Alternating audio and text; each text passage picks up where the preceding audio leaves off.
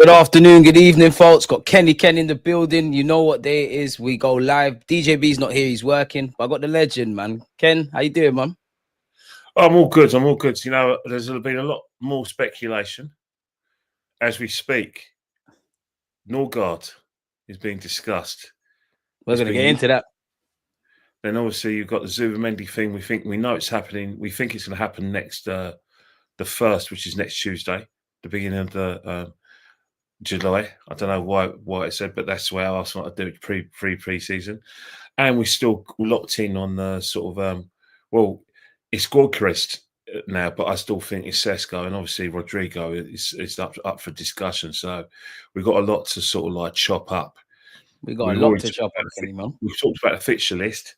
I still remain disappointed and frustrated that I'm watching the World Club Championships and Arsenal not part of it.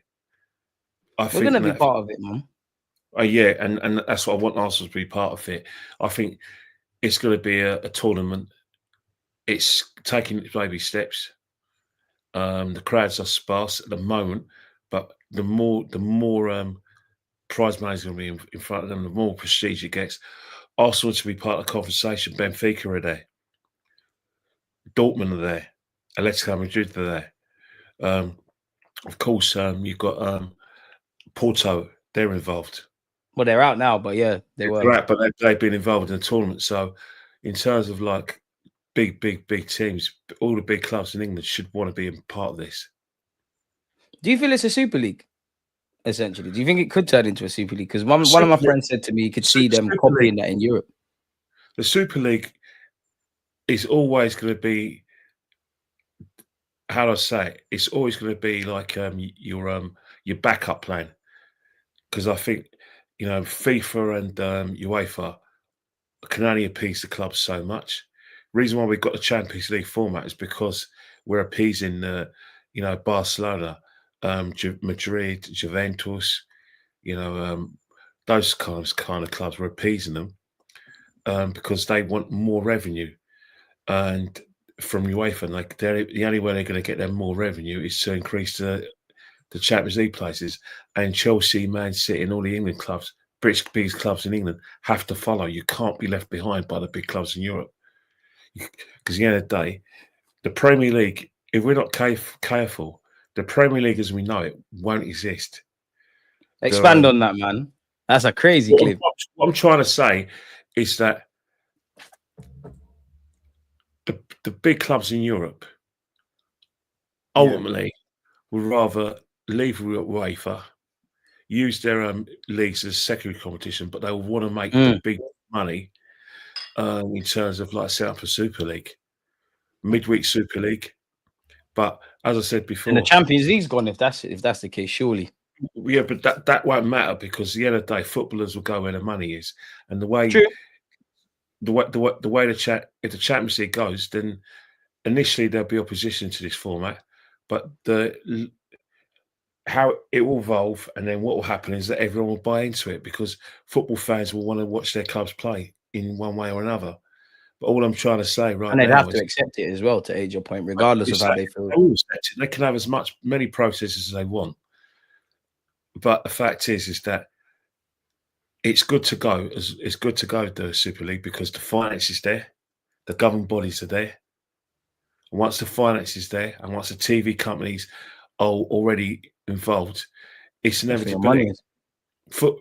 That's the way the game's going to go. You know, the game is going to be globalized. The fact is that there's a lot of big teams through declining their clubs are not making the Champions League. UEFA needs Man United in the Champions League. They need Liverpool in the Champions League every year, especially because they're the biggest clubs in the country. They need Real Madrid in the Champions League every year, Barcelona. If they don't have these clubs, then what will happen is that these clubs will get in through the back door. Facts. You know, the Champions League, when I was growing up, there wasn't a Champions League, it was a European Cup.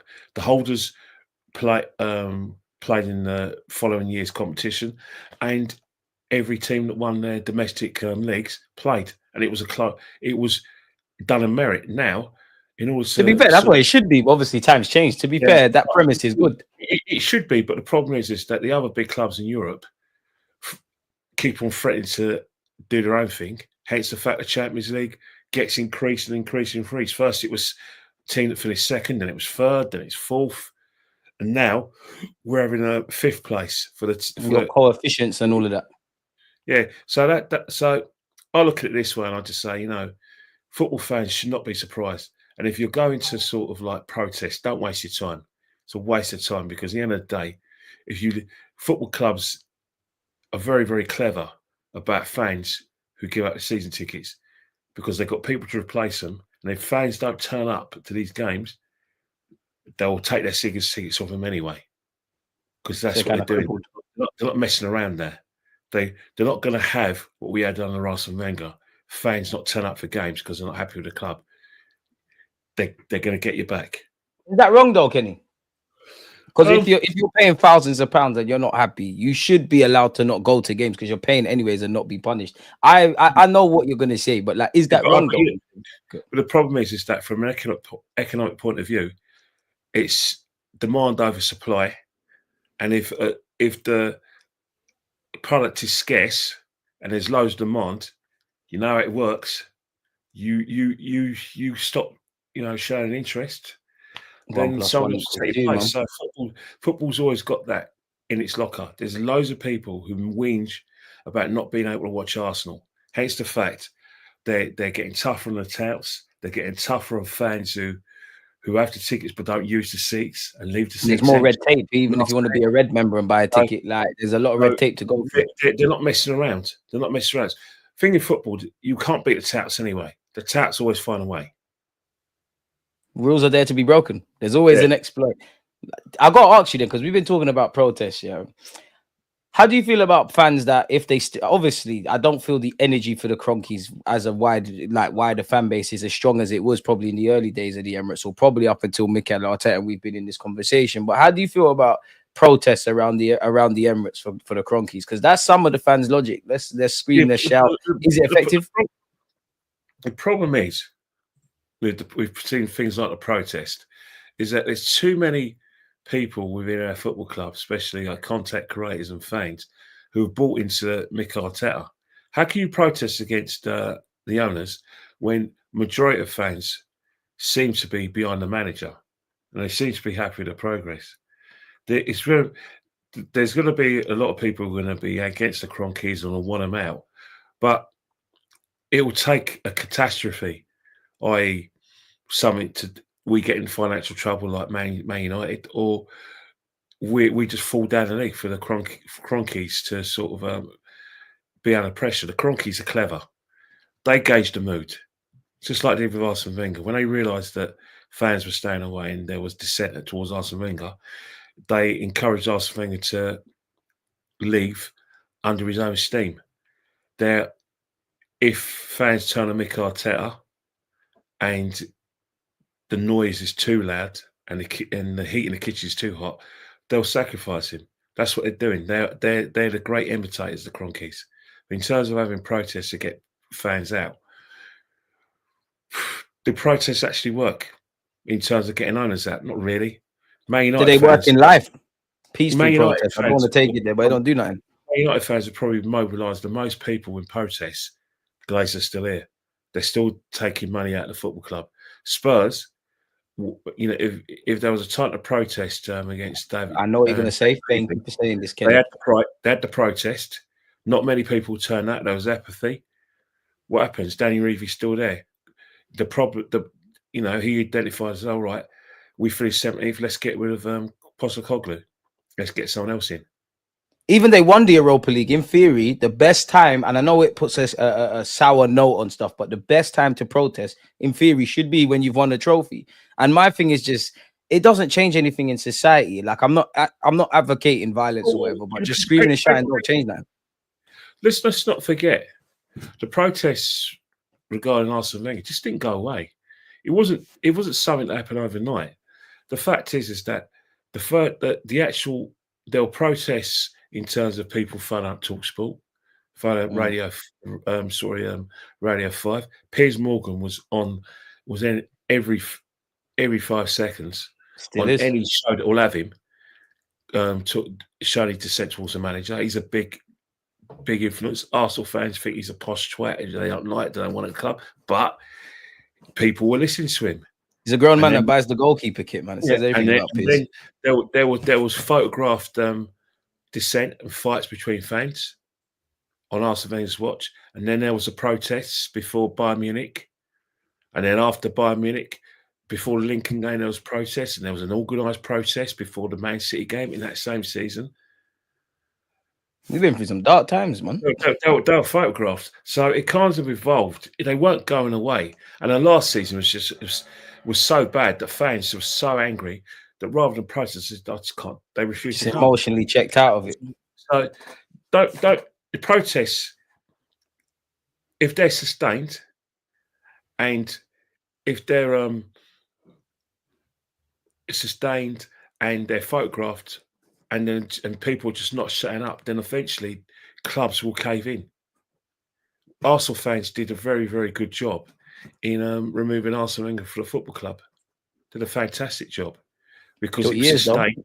It was over a few years, and the people that were protecting Mr. Wenger were getting shouted down to the extent that they said, "Yeah, I think maybe it's time he's gone," but they used different language. And he didn't get. He stopped getting Champions League, innit? So that was the one thing. That was a catalyst. But I'm sure if Arsenal fans still had this gratitude towards Arsene, he'd probably still be here. They got Wenger, but yeah, it would have been far too long. He just didn't want to adapt to the game. I saw a question before we go over this Nørgaard stuff and all this kind of stuff. Valera, forgive me for mispronunciation, and obviously you're a mod. Why do we like dilly-dallying in the market with the players? We need other clubs with the player. We need other clubs just sign their players. If we're getting Wirtz, we would have signed him in August. So I guess that question is the frustration around us not making moves and everyone moving ahead, because people would say it's July, but was we not gate crashing weddings and things of that ilk for prior guys? Arsenal hasn't changed. You can change Arsenal as much as you like, but it hasn't changed. How long did it take us to get Declan Rice over the line 2 years ago? We knew he was coming, but we didn't get him in June. We got him in July, just before pre-season. That's why Arsenal run. Players will come to this football club, but Arsenal are one of those clubs who like to use every minute, every hour, or every day the transfer window to get their men. We know, and I'm pretty confident that at the 11th hour of the 1st of September, maybe it might be a couple of loan signings come to this football club, because that's how we run. That's how we are. Liverpool a different kettle of fish, where they identify a player early. They already got the player marked up, marked in terms of like marked to come to the football club. Business is done. That's how certain clubs do it. Liverpool don't throw the hat in the ring. They just get on with it. But every club's kind of different. Every club's different. But Arsenal, over the years, have only done business last minute or evolutionary. Nothing revolutionary at this football club.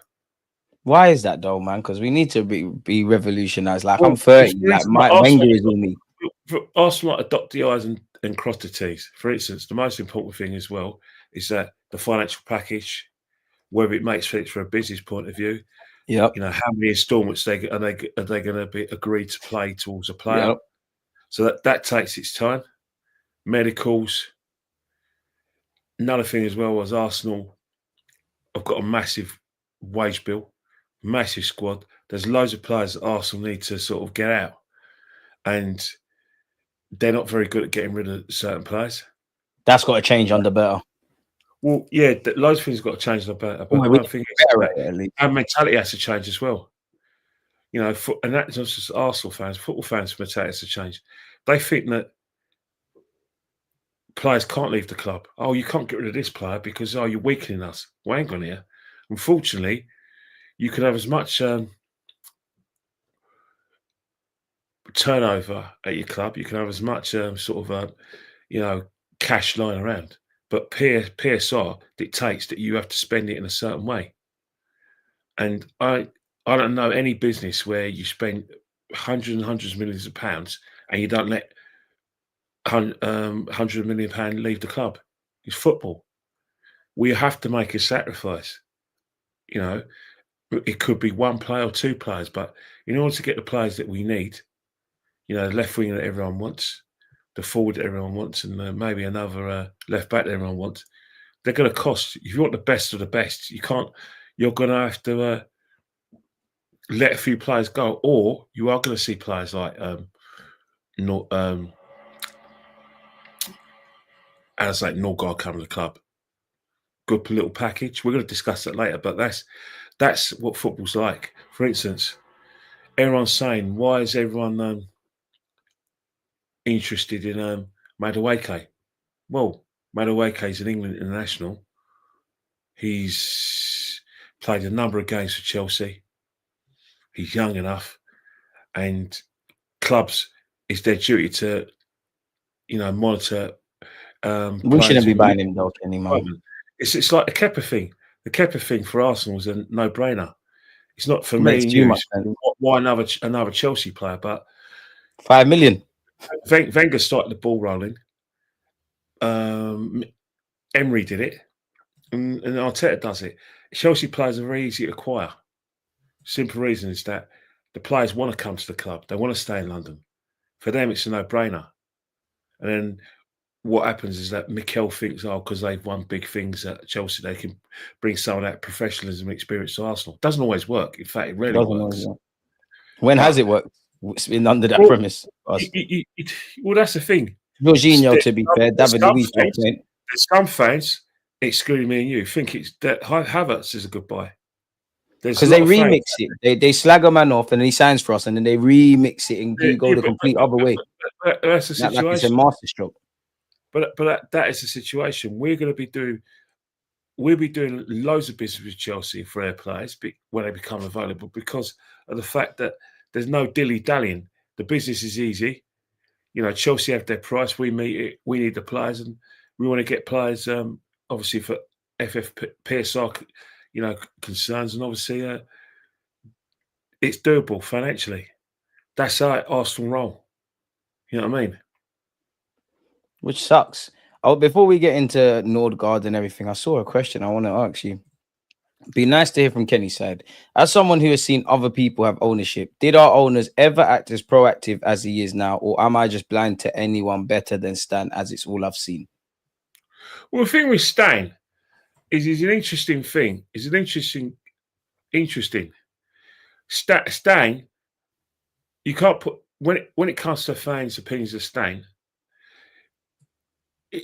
No matter what he does, and I'm not bigging him up, the die has been cast. The majority of Arsenal fans will rather have the kind of owners that Chelsea had under Abramovich, rather have the kind of owners that Man City have under the Sheikhs. You know the Sheikhs Mansour. Those are the kind of owners we want. All those kind of owners that PSG got. I'd like Chelsea's owners with common sense, because I actually like our self-sustaining model, but they're on spending peas and doing things. Yeah, but you got to remember the Kroenkes ain't spent, but yeah, you got to remember that the Kroenke is not the first. They're not the first owners who have a self-sustaining model. Arsenal's always been a self-sustaining club. Bank of England, man, as you say every stream. And that's why, for the hierarchy at Arsenal and for the Arsenal establishment, the Kroenkes are perfect owners.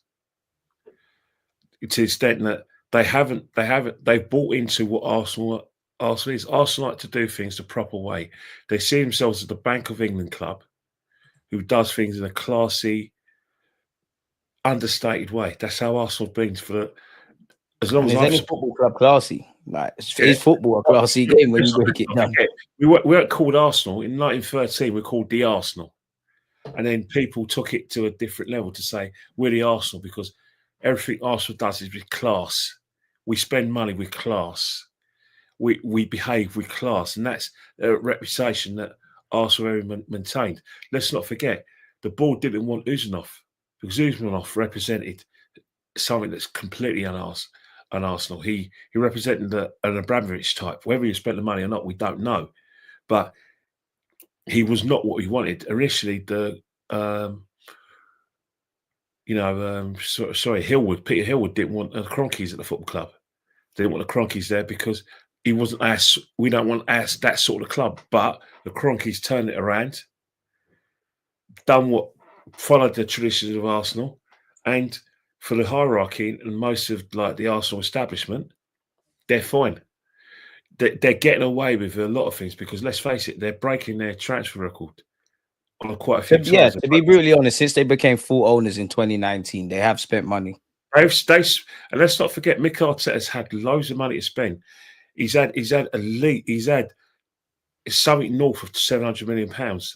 Full autonomy, 50 mil a year deal. They're back £700 million. So he has been backed financially. So that's one of the reasons where when I see Mick Arteta has been backed financially, and he's also, and we know it's some of that's catch up money before they say that, Kenny. But that's nonsense. The reason why you use catch up money is because you just make an excuse for the fact that we haven't won the league, we haven't sustained the title challenge, we haven't won the trophies, and when you use adjectives like catch up money, it kind of falls in within the argument that we were nothing without Mick Arteta. We were 8th when he joined us, and look what he's done. He's turned us into a serious club. That is the same kind of reference as catch-up money, because basically what you're trying to say is that you can't criticise him because it's harsh because of what he's done.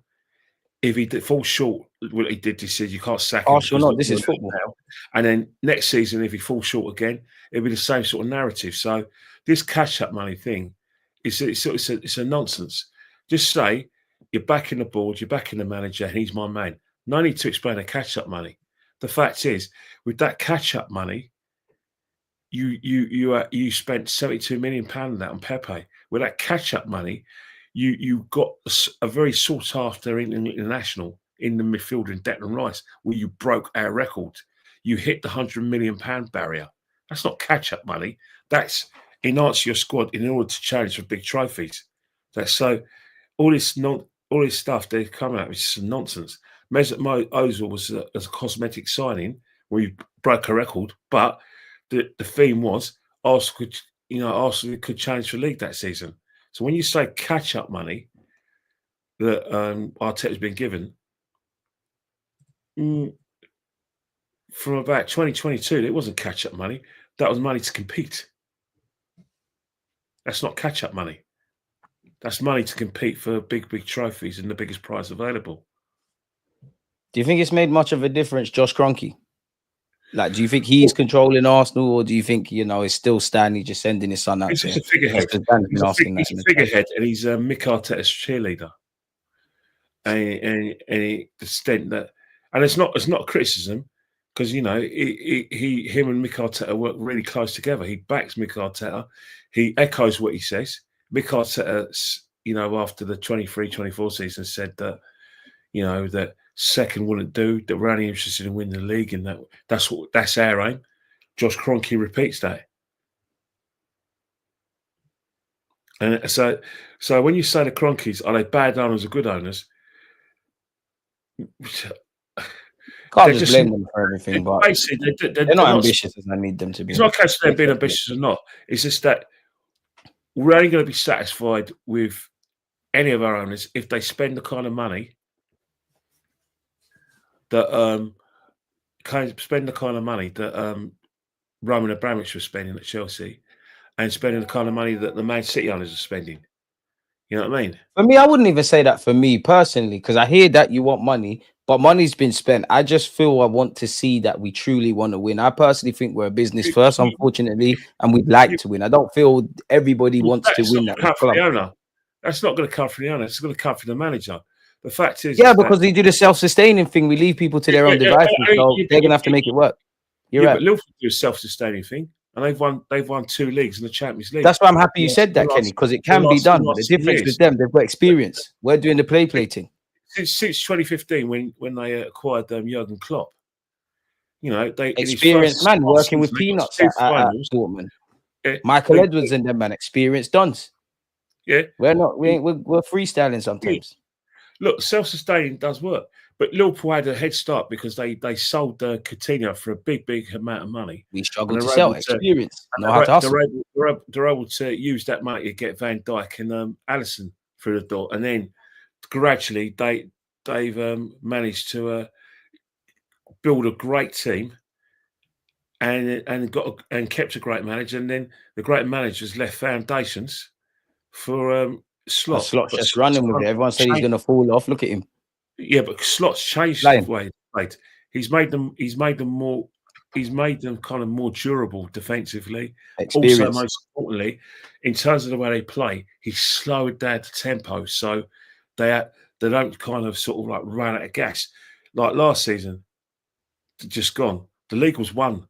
The league was virtually won by February, but it was officially. I think you're even being kind, Kenny. Long time before that. Yeah, but officially, they could officially afford to take their foot off the gas on the 27th of February. That's when 27th of April. That's when they were able to take the foot off the gas. They weren't interested in, getting your 95 points or your 100 points. They've done Job's done. Holiday mode. Holiday mode. They weren't in the FA Cup. They got to the League Cup final. They lost it. They weren't in Europe anymore. The players can just take their foot off the gas. They couldn't play with that intensity. They could do all they do is just doing the nothing games. That's what they're doing. Going back to what you said earlier. Since they won the league, they only won 2 points, didn't they? Since they won the league. After they beat Spurs, they got 2 points, 2 draws, both at home, Arsenal and Crystal Palace, and lost the rest. And you knew that was going to happen, it's not the first and not the last. As soon as it's done, party mode, foot off the gas, it's cool. If Pep Guardiola was the manager, he wouldn't have that.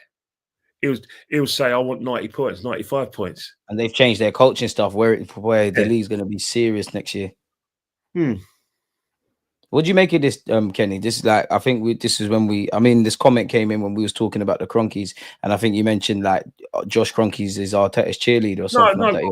It's not a case of who's the boss. It's that they're very much in support of the chosen manager. They love Arteta, rightly or wrongly. But his dad did the same thing with Arsene Wenger. Arsene Wenger was basically telling anyone listening that fourth's a trophy.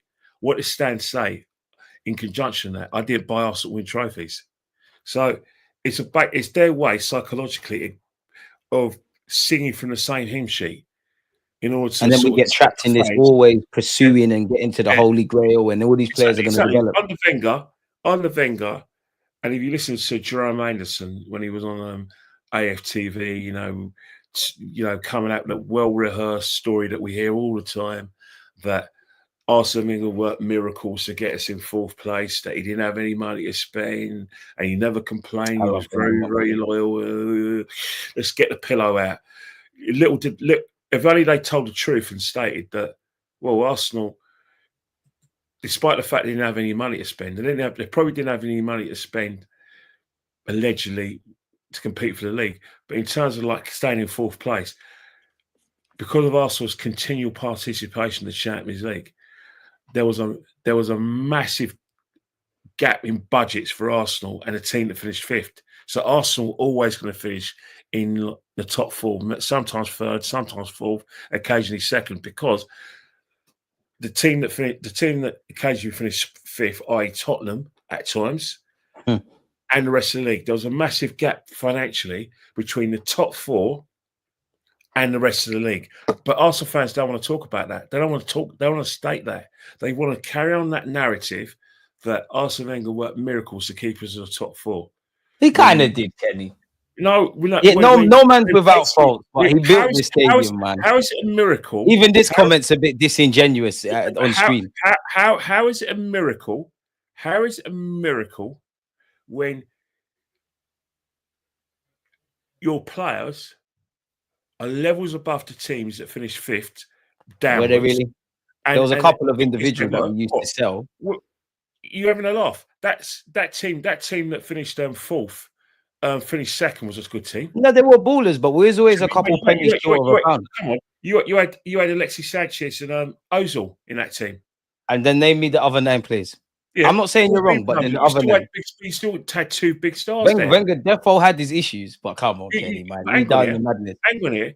Hang on. Even Kevin Keegan in 2008, before he left Newcastle for his second spell, he even mused and stated that the rest of the league cannot compete with the top four. Who was in the top four? 100%. Wenger was stuck in his ways. Wenger wouldn't adapt to the modern day, but he's done a lot for us. Even so, the excuse that Arsene Wenger was working miracles, he wasn't working. I'm not saying it's an excuse. I just think he was doing a madness. There was a massive gap between the top four and the rest. And even when teams fell out the top four, Arsenal still stayed in. That's not a bloody miracle. Nah, he did, man. He built this stadium. He paid off the stadium. He had a boxing ball with some crap players. Come on, give the guy his chops, man. Into the top four, but Arsenal still part of that top four. Therefore, overstayed his welcome.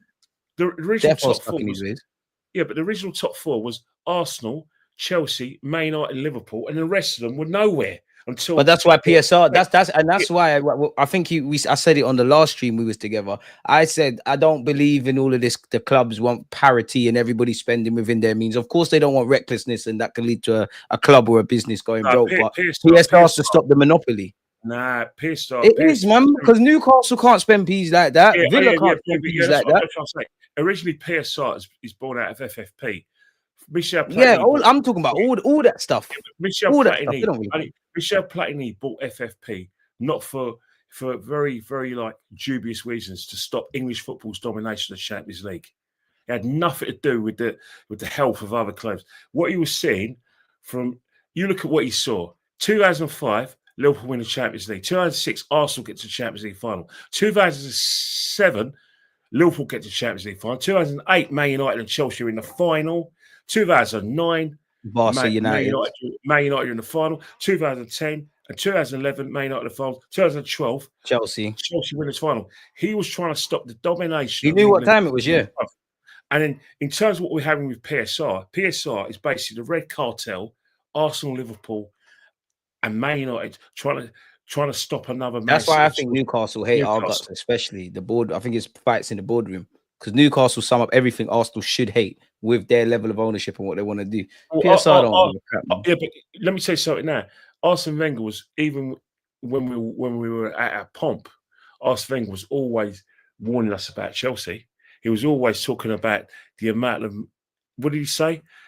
There was two markets, one for everyone else, one for Chelsea, one for everyone else. So again, that was kind of the kind of beginnings of the Red Cartel trying to stop Chelsea. Let's not forget, Liverpool and Chelsea had a little rivalry when Rafa was there. It wasn't because of the football teams and the cities. No, it's because Liverpool always see themselves as the biggest club in England. Here comes Moneybags Chelsea from Flash part of London. Better team, better players than them. That created a rivalry because they thought Chelsea bought the league. And that's the whole thing. Liverpool, part of Red Cartel. Arsenal, part of Red Cartel. Under Sir Alex, Man United used to talk about Chelsea's money, but Man United took them on and saw that see him off under Sir Alex. But when Man United just wanted to be the only bullies in the league. Man United cannot compete on the pitch with the nouveau rich clubs.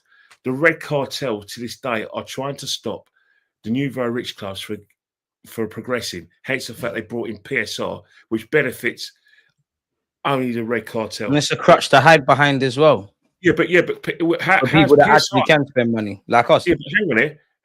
In terms of PSR, which teams have been deducted points? It hasn't been Man City yet. It hasn't been. Well, it's been Nottingham. I'm sure for Nottingham Forest had something. Leicester City. Leicester. Couldn't tell you another one. So PSR has only hurt the small clubs. It hasn't hurt the big clubs. And that's what the Red Cartel. That's what I'm saying. They'll tell us it's holier than thou and that. They don't care about that. Yeah, the Red Cartel are trying to stop Newcastle because they know that Newcastle they'll win the league in the next 5-10 years. And get the players in, they'll be hard to deal with. Yeah, can't stop them, which is a problem. What do you make of this? PSR saves small clubs like Bury. It's meant to save small clubs like Bury. It's meant to save small clubs like Bury, but however, it kills ambition, though. You say it kills ambition and everything, but the problem is that the thing with football is everyone wants their payday. Everyone's involved in football wants a payday. Everyone in football wants success. So, and everyone thinks you've got to spend to get success. You say for every club like Bury that needs saving, how did Salford come along? Where's Salford got all their money from? They were nowhere. All of a sudden, they'll try and have romance around Wrexham. Yeah, all of a sudden, not Gary Neville, when the class of '92, basically throwing their weight around the lower leagues. And look what Wrexham are doing. Look what Wrexham are doing. The two American Hollywood stars getting around using their financial muscle and muscling their way to the championship. The game's the game for real. Which is 60 seasons as well. That was evolutionary. So you say PSR's for every Bury, there's a Wrexham and a Salford City. How do you feel about nation-owned clubs then, or state-owned clubs then? Because this comment said the other side of that is there are free clubs owned by countries. If it's unchecked, it's literally a free club Europe. So I guess that's City, Newcastle, and Paris Saint-Germain shots. Money talks in football because at the end of the day, we're the Premier League. That's all they care about. Let me I actually had a discussion when I went to a fan forum. There's only a few of us there, but there's about 8 of us there. And the guy who was the compare, and he was talking about it. Basically, the authorities, UEFA, FIFA, the Premier League, they go where the money is. Exactly. Whoever's got the most money runs the show and runs the show. You know what I mean? In terms of TV money and the owners, and so. There's always a way. He's not just loyal to Kroenke, man. Let me ask you one question, right? And this is a question, right? That people just can't be asked to even talk about it. Last year, we were told that Man City would get a ruling and like a verdict in the autumn of 2024. That it was going to be the February of 2025. We are now in June 2025. Nothing. Now tell me, all that noise by the Premier League, all that kind of, holier than thou act that we're going to act tough. What's happened? Have you realised that before? If you realise that you can't actually do without Man City, that Man City it kills your product, and I hate to refer to it as that. Nothing's going on. If Man City take their ball home and go and form the Super League, Arsenal will have to follow them because they don't want to miss out. Man United will have to follow them because they don't want to miss out. And Liverpool follow them because they don't want to miss out. And Newcastle and the other clubs go, please let us in. That's why the verdict that we're meant to hear, and the verdict we're meant to hear in October 2024, then we were meant to hear it in February 2025. And now what is going on? Nothing. Still ongoing. They're gonna fight it, man. They're gonna bust it. Nothing's gonna happen to them. It's not gonna happen. Yeah, you got all that money. You're gonna throw it with the best lawyers. It's a conflict of interest because if they take the ball and go home and go and join the Super League, where we know that everything's in place for the Super League, the finance is there, the TV deal's there, the clubs are there. Come on. And this is why I tell people you have to sit back and look at it. Yeah, and everything's getting watered down anyway. It's all really watered down. They're going to get a massive fine, if anything. If that, nothing for Man City, because they know if Man City take the ball and run away with it, the other clubs will follow them, and the Red Cartel won't want to. Who started the ball rolling in the first place will have to join them in the Super League. The Super League is never going to go away. The idea we're going to see it if it's not the Champions League already. Well, that's the thing. But the problem is that. If you don't buy into it, there's 10 people will buy into it. Football fans, especially younger fans, and it's not being disrespectful, they want to be seeing Real Madrid play Barcelona every week if they could. They want to see Man City play, Bayern Munich. They don't want to see. They want to see their favourite players because they're more loyal to players than clubs necessarily. But and I say it respectfully, they don't want to see Man City play Leicester City. They rather see Man City play a big club, and the Super League clubs know that TV companies and fans want to see the best teams playing each other every week. I'm already seeing competitions invented now. You're seeing Nations League used in Ballon d'Or shouts. Obviously, the Club World Cup. I actually think why they're successful though? They're successful because the right team's winning it. The right teams are winning it. There's a couple of upsets. You've got Auckland as well, who ain't doing nothing but semi-pros when they scored a goal. It's capturing hearts now. And they just need to make it cheaper. They're therefore going to see that club World Cup thing ain't going nowhere. Can I tell you something? You remember the European Championships? The first European Championship game was in 1960 in Paris between Yugoslavia and Russia and the Soviet Union. Only 17,000 attended that final in 1960. Can you imagine that? That's when it first started, the first final. Looking at the European Championships now. Look at it now. So competitions like your Nations Leagues, all these competitions that we say, no, I don't want to be in that. Further down the line, Nations League ain't serious, man. You are right. You are right on that. All right, you say it's not serious. Which countries have won it? Portugal twice. France have won it twice. Yeah, I'm not doubting the quality. It's just not serious. All they're playing for the team. What we do in England, what we do in the this players country, were bitching about it as well. I hate what you're saying. What we do in this country, and it doesn't matter what our background is. We've been brought up as English. We've got an English mentality, regardless of where it originate, because of what's been fed to us by the sports media in this country. That everything about money is vulgar. Every new tournament is vulgar, and what we do is we miss out. The first European Cup tournaments in the 50s, English clubs didn't turn up because they thought they were better than that. Yeah. Until Man United started taking it seriously, then they all want to be part of it. And everyone's like, oh, there's got to be something there. The original UEFA Cup, Intercity's Fairs Cup, again, English clubs didn't want to take up the invitation until it became big and they started winning it. So what we do in this country is that we look down at other tournaments and we think, oh, everyone across the world hates the World Club Championships because everyone in England hates it. Everyone in Europe hates the League of Nations. I don't even hate the World Club Cup. I just know why it's there. In other countries, they take it seriously.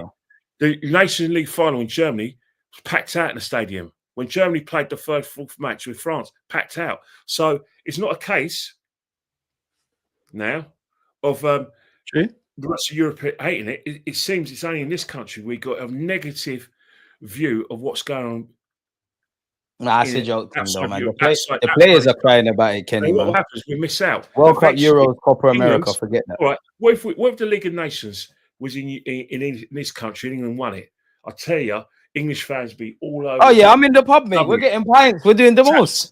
Yeah, I'm a hypocrite in that regard. I might as well, but I still wouldn't rate it. You don't participate, and then you miss out, and then you realise you're missing out, and then you take part, and you. It's like the League Cup. I'm not going to sit here and say, obviously, Arsenal need to win something. If we win the League Cup, it's the most important trophy ever. We don't. Yeah, but that's World Cup's a big boy tournament. No, when it first started in 1930. This country didn't want a part of it. Do you see what I'm saying? This is why we get Kenny on the platform, man. It's history lessons. I know how this works. Okay, every time there's a new initiative, this country always says Nations League's already started being serious. And then what you'll find is I'll never read it. Eventually it revolves. But that's why I mentioned the Ballon d'Or point, because I'm seeing it already, Kenny. European Cup, English clubs do not want to be involved. That's a fact. The World Cup, European Championships, and then it evolves, and I think, oh shit, I've missed out on it.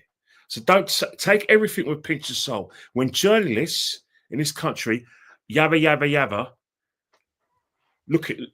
go and look at the tournament in 10 years' time, and you'll see. I can categorically. No, I agree with that. That's why I mentioned the Ballon d'Or shouts, because it's now getting serious. But I will never rate it. The tournaments, and then we realise it's a good thing. We don't like changing. There's been some entertaining games in this Nations League, but I'm just never gonna rate it. I'm never gonna. That's just my fault. I'm never gonna rate it. It's already become serious because Ballon d'Or is getting Ballon d'Or shouts. I've already seen what they're doing. Exactly. And what you said earlier with the Club World Cup, we will be in it. Hopefully, we're in it when we win something. But there's too much money for us not to be there. Arsenal Football Club needs to be part of this, because the other day we can't keep on selling that. We're selling, right, ourselves as one of the biggest clubs in Europe and the biggest club. I was with D yesterday. I was with Fan Zone D yesterday, and D was saying that Arsenal's one of the best teams in Europe and in the league. And I said to D, Miguel says we're top 5 in Europe. Yeah, but I said to D, we can't call ourselves that until we win the Premiership, because we have to have the come currency. on, Kenny, No. man. And what I meant is that we can think it, but when you've got the currency, Show and prove, yeah. the currency, no one can take away from you. That's why I always say the league is more important than Champions League because Kenny, come on. You have 38 games where you've got London derbies, home and away against teams who desperate to beat you, including Tottenham. It's not just Tottenham. You've got Chelsea, West Ham, Crystal Palace. You've got everyone that wants to take off our heads, man. Everyone wants to be the team to beat us. Let's just think our direct rivals, the London clubs, our direct rivals, not the teams we compete with, our direct rivals. We've got London derbies. Then you've got a situation where if you can get sent off and play with 10 men, but you still got to win the game. Sometimes you've got referees up the champs as well. Sometimes you've got referees up your arse. So you've still got to start win games with that kind of pressure. And then you've got a situation where you've got teams up your arse who are neck and neck with you. That's complete pressure physically and mentally over 38 games. When you win the league that time, no one can take it away from you. You're the best. You're the best. Everyone says the only thing they can say is you're only like what they're doing with Liverpool. They only won the league because everyone else is league. Don't make sense. That's the most prestigious thing because it's the most difficult thing to win. No, I agree with that, but they're champs, man. You're the champions of Europe. No one can tell you nothing. Like nothing. I hear what you're saying, but that's for our prestige, and that's to get a little star, which we should be getting because we're Arsenal Football Club. But when you think about the Premier League, and you think about when I was growing up, Liverpool were dominating, and then in my 20s and 30s, and even when I got to 40, Man United were dominating. It just shows you how hard it is to win that tournament for a club like difficult and retain it, which we ain't done. Yeah, remember in my life. The only time we retained the league was in the 30s. We've never retained the league since then. We've never been that club that has sustained periods of success. Keyword people sustained, and it's never going to change, in my opinion. And that's why we need success. Because the reason why I say we need success is because it's all well and good selling the fact that we're one of the top clubs in Europe, but without the silverware and without the credentials, no one's going to. So here's what I'm saying: you can puff out chest. You need silverware. That's why I want for Arsenal Club. I want Arsenal to be the best club in Europe and the best club in England on paper. I want a trophy parade. You know, that has to be happening next year, regardless. What trophy? I don't know. Obviously, I'd rather it be the Prem or the Champs. If we win the FA Cup and we win the Carabao Cup, I think he'll give Mikel Arteta probably another year. If we win the league, or the Champions a new deal, man. Say, you know what? New improvement. Finally, let's talk a big longer term contract, which is the way football runs. You know, trophies buy your time. You think about it. All the managers in the last few years, with the exception of Big Ange, but ordinarily all the managers, they've won trophies. In hindsight, the FA Cup, that Arteta one as well, and it gave them time. Gave me a few more months, but it gives you time. You know, if you look at the FA Cup and you look at the roll call of the FA Cup and the League Cup, it's very rare that a team outside like the top six wins it. Very rare. That when it comes to the final, the big teams still want to have their name in the cup. And they still want to. There, you're at Wembley, might as well. Yeah, so they're not going to. There's no give me's for the smaller clubs.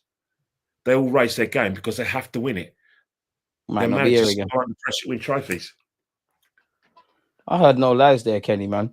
People are waiting, so I guess we can get into the transfer news, people. First thing, before we talk about a certain Danish midfielder, Thomas Partey is set to leave. Is this a mistake from us? For a footballing point of view, it's sad to see him go, but for a business point of view, and football is a business, he's 30, he's going to become 32, 33, whatever the age is, and he's not going to get any younger. He's had niggling injuries here and there. He's only had 2 years of sustained fitness. And he's come to the end of his contract. He can't be here forever. So from a financial point of view, yes, you have to let him go because, I'm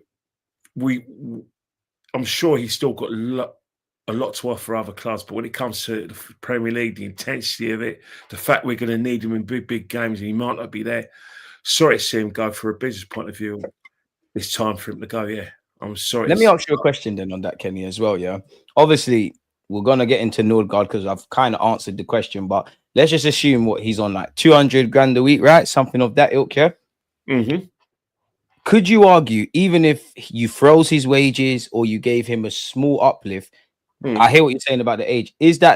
Could that not be more cost effective than buying someone like for like quality of Thomas Partey's level, which obviously we're not going to do, but that's like 50, 60 million, surely. Whoever that is. I think of Nørgaard, he's 31. He's going to cost it. He's going to command a significantly lower wage than Thomas Partey. He'll be here for a specific reason anyway. I.e., if Arsenal want to go big in the Champions League, want to go big in the league, with the intensity of the Champions League games, we've had demands for trophies, i.e. in the League Cup and the FA Cup, he will be a utility player and he'll be a good squad player. So, how do you feel about our midfield options? From a business point of view, and you don't have to tie him up in a long contract, give him a couple of years. He's got 2 years max, in my opinion, in terms of the deal. Maybe an option of a first. From a business point of view, I think he is earning a lot less than Partey. This is a kind of an Arsenal thing to do, to get a player with relatively good Premiership experience or good European experience, who is of a certain age, where you can say, right, backup player. He replacing that experience that we're losing with the 2 midfielders going as well. He is the kind of the player we have. Obviously, when we got Jorginho, we weren't getting like a superstar, but we've got a player who won Euro 2020 with his country, and we've got a player who won the Champions League. So can you think about it? Euro 2021, he won Euro 20. In 2021, he won the Champions League. 2 years later, not even 2 years later, he's come to Arsenal and brought that experience with him. That's why we go after Chelsea players, because invariably they've all won it. Yeah, you were saying that earlier. You know what I mean? But in terms of Nørgaard, he's had 3 or 4 years in the Premiership with Brentford. He's a regular. He's their captain. He's a threat from set pieces as well. He's a set piece FC Arsenal. He can play in midfield. He's got the engine. He understands the intensity of our league. I'm not saying it to you. I'm just thinking about what the club says. But I do understand the sort of dilemma with in the chat, and your dilemma, that it's hard to sell though, isn't it? We didn't really have that player in mind, but we know that Arsenal do pull that kind of rabbit out of the hat when it comes. That's what I mean, Kenny. Because I'd say on one hand, yeah, I think there's 3 sets of our fan base. I think there's them fans that, if you before this became news, if you asked them yesterday, they would have turned their nose up at this guy. And I'm not criticizing him. Yeah, and then now it's the best thing since sliced bread. Is so innovative. Then you've obviously got a side. Go on. Yeah, but you're going to understand one thing, right? Is that all football fans come in all shapes and sizes, all areas of the country, all areas of the world.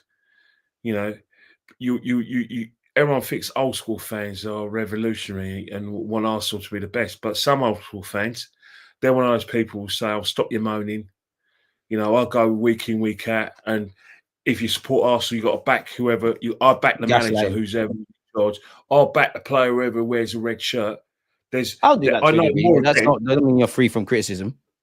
I know, but I know more of those fans. I don't blindly back nothing. Then I know old school fans are revolutionary. There's not many old school fans on paper who are actually revolutionary. The majority of these old school fans are the ilk that I just kind of described, and then you've got the new podcasters, you know, wannabe journalists who like to act like then it's better than it is. But then you've got the side that's going to be likes to sort of see football from a sort of like Mason, you know, organic kind of way. They like when you get them live and you ask them basic things, they shuffle. They like to be level-headed. They like to talk. They like to have a discussion, a debate. There's no ranting and raving, but it's clear discussion where they passionately, politely put through their kind of points across. And a lot of podcasts are like that. And a lot of these guys go and watch us play. A lot of these guys behind Mikel, and a lot of these guys have ambitions to go into like the kind of the conventional media. And there's places for them, because let's face it, the mainstream media is running out of dough. And running out of ideas. They diss YouTubers now. They're copying it. They're all doing the rage bait thing. They're nerds. Exactly. And No nuance. most of the people who are producers for the mainstream media are people of your age. 9 out of 10 times as well. And I say it respectfully, you're not going to go up to like Talk Sports, Sky Sports and say, look, I want £3,000 a show. You're more than likely to say, what can you offer me? So, all right, we'll give you 200. Oh, yeah, I'll take that. A lot because more than that. That's what a lot of you guys are doing, because you want the exposure from the mainstream. You know the money's running out, and you know that they're going to get you guys in because you're cheaper, and you're not really ready to command, ask for that £3,000 per show. Hopefully one day. Smash the like button, people. I'm exaggerating what I'm saying about £3,000 per show, but what I'm saying is that I know people get a lot more than that, and they're doing it for like 15 minutes. But not YouTube. And that's far in between. It's not the standard, is what you're saying. But that's what I mean, Kenny. You've also got the people that like are vexed about the season and the recruitment and all of these sorts of things. Yeah. So they all just slag off Nørgaard. But it's in the middle. But go on before we move on to that. There's not enough fans who are showing active dissent. Because what happens right now is that when someone shows dissent towards the club, towards the manager, and towards you can forget about your press passes. 9 out of 10 times, people pick holes in their arguments and say, "Oh, he's always moaning," and they get videos where you've got something wrong accurately, and they tend to sort of like throw basically have public stonings of you.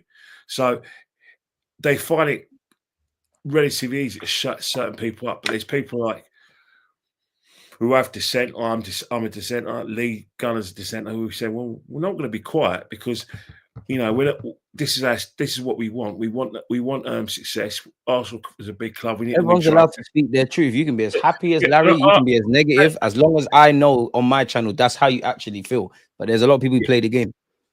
Yeah, but that's the thing. You've got to realize right now that we're in a new industry where no one knows what to expect, but one thing they do know is that we're going a young market. Come on, look at Sky. If you told me 10 years ago Sky would have had the Baller League, where you've got some guy, ginger guy with a bit of a weight problem, Angry Ginge. Done all right on Soccer Aid though. Angry Ginge, who actually is a very good footballer. Actually, yeah, he done all right on Soccer Aid. He's a bloody good fighter. But sorry, good footballer. He's a bloody good player. But then for every Angry Ginge, I don't know about bloody good footballer. You ain't seen me. No, but what's happening? He can play. But 10 years ago, could you imagine Sky having the Baller League where you've got Maya Jama, who basically is on everything from Love Island to, I don't know, cleaning up. She'd probably be presenting the pools one day. She's on everything anyway. Cleaning up, man. Cleaning up, and then alongside Maya Jama, you're gonna have Micah Richards, Gary Lineker. Micah Richards is the smartest one out of all of them because he could do his own thing. The rest, they can't. Will Smith would turn up.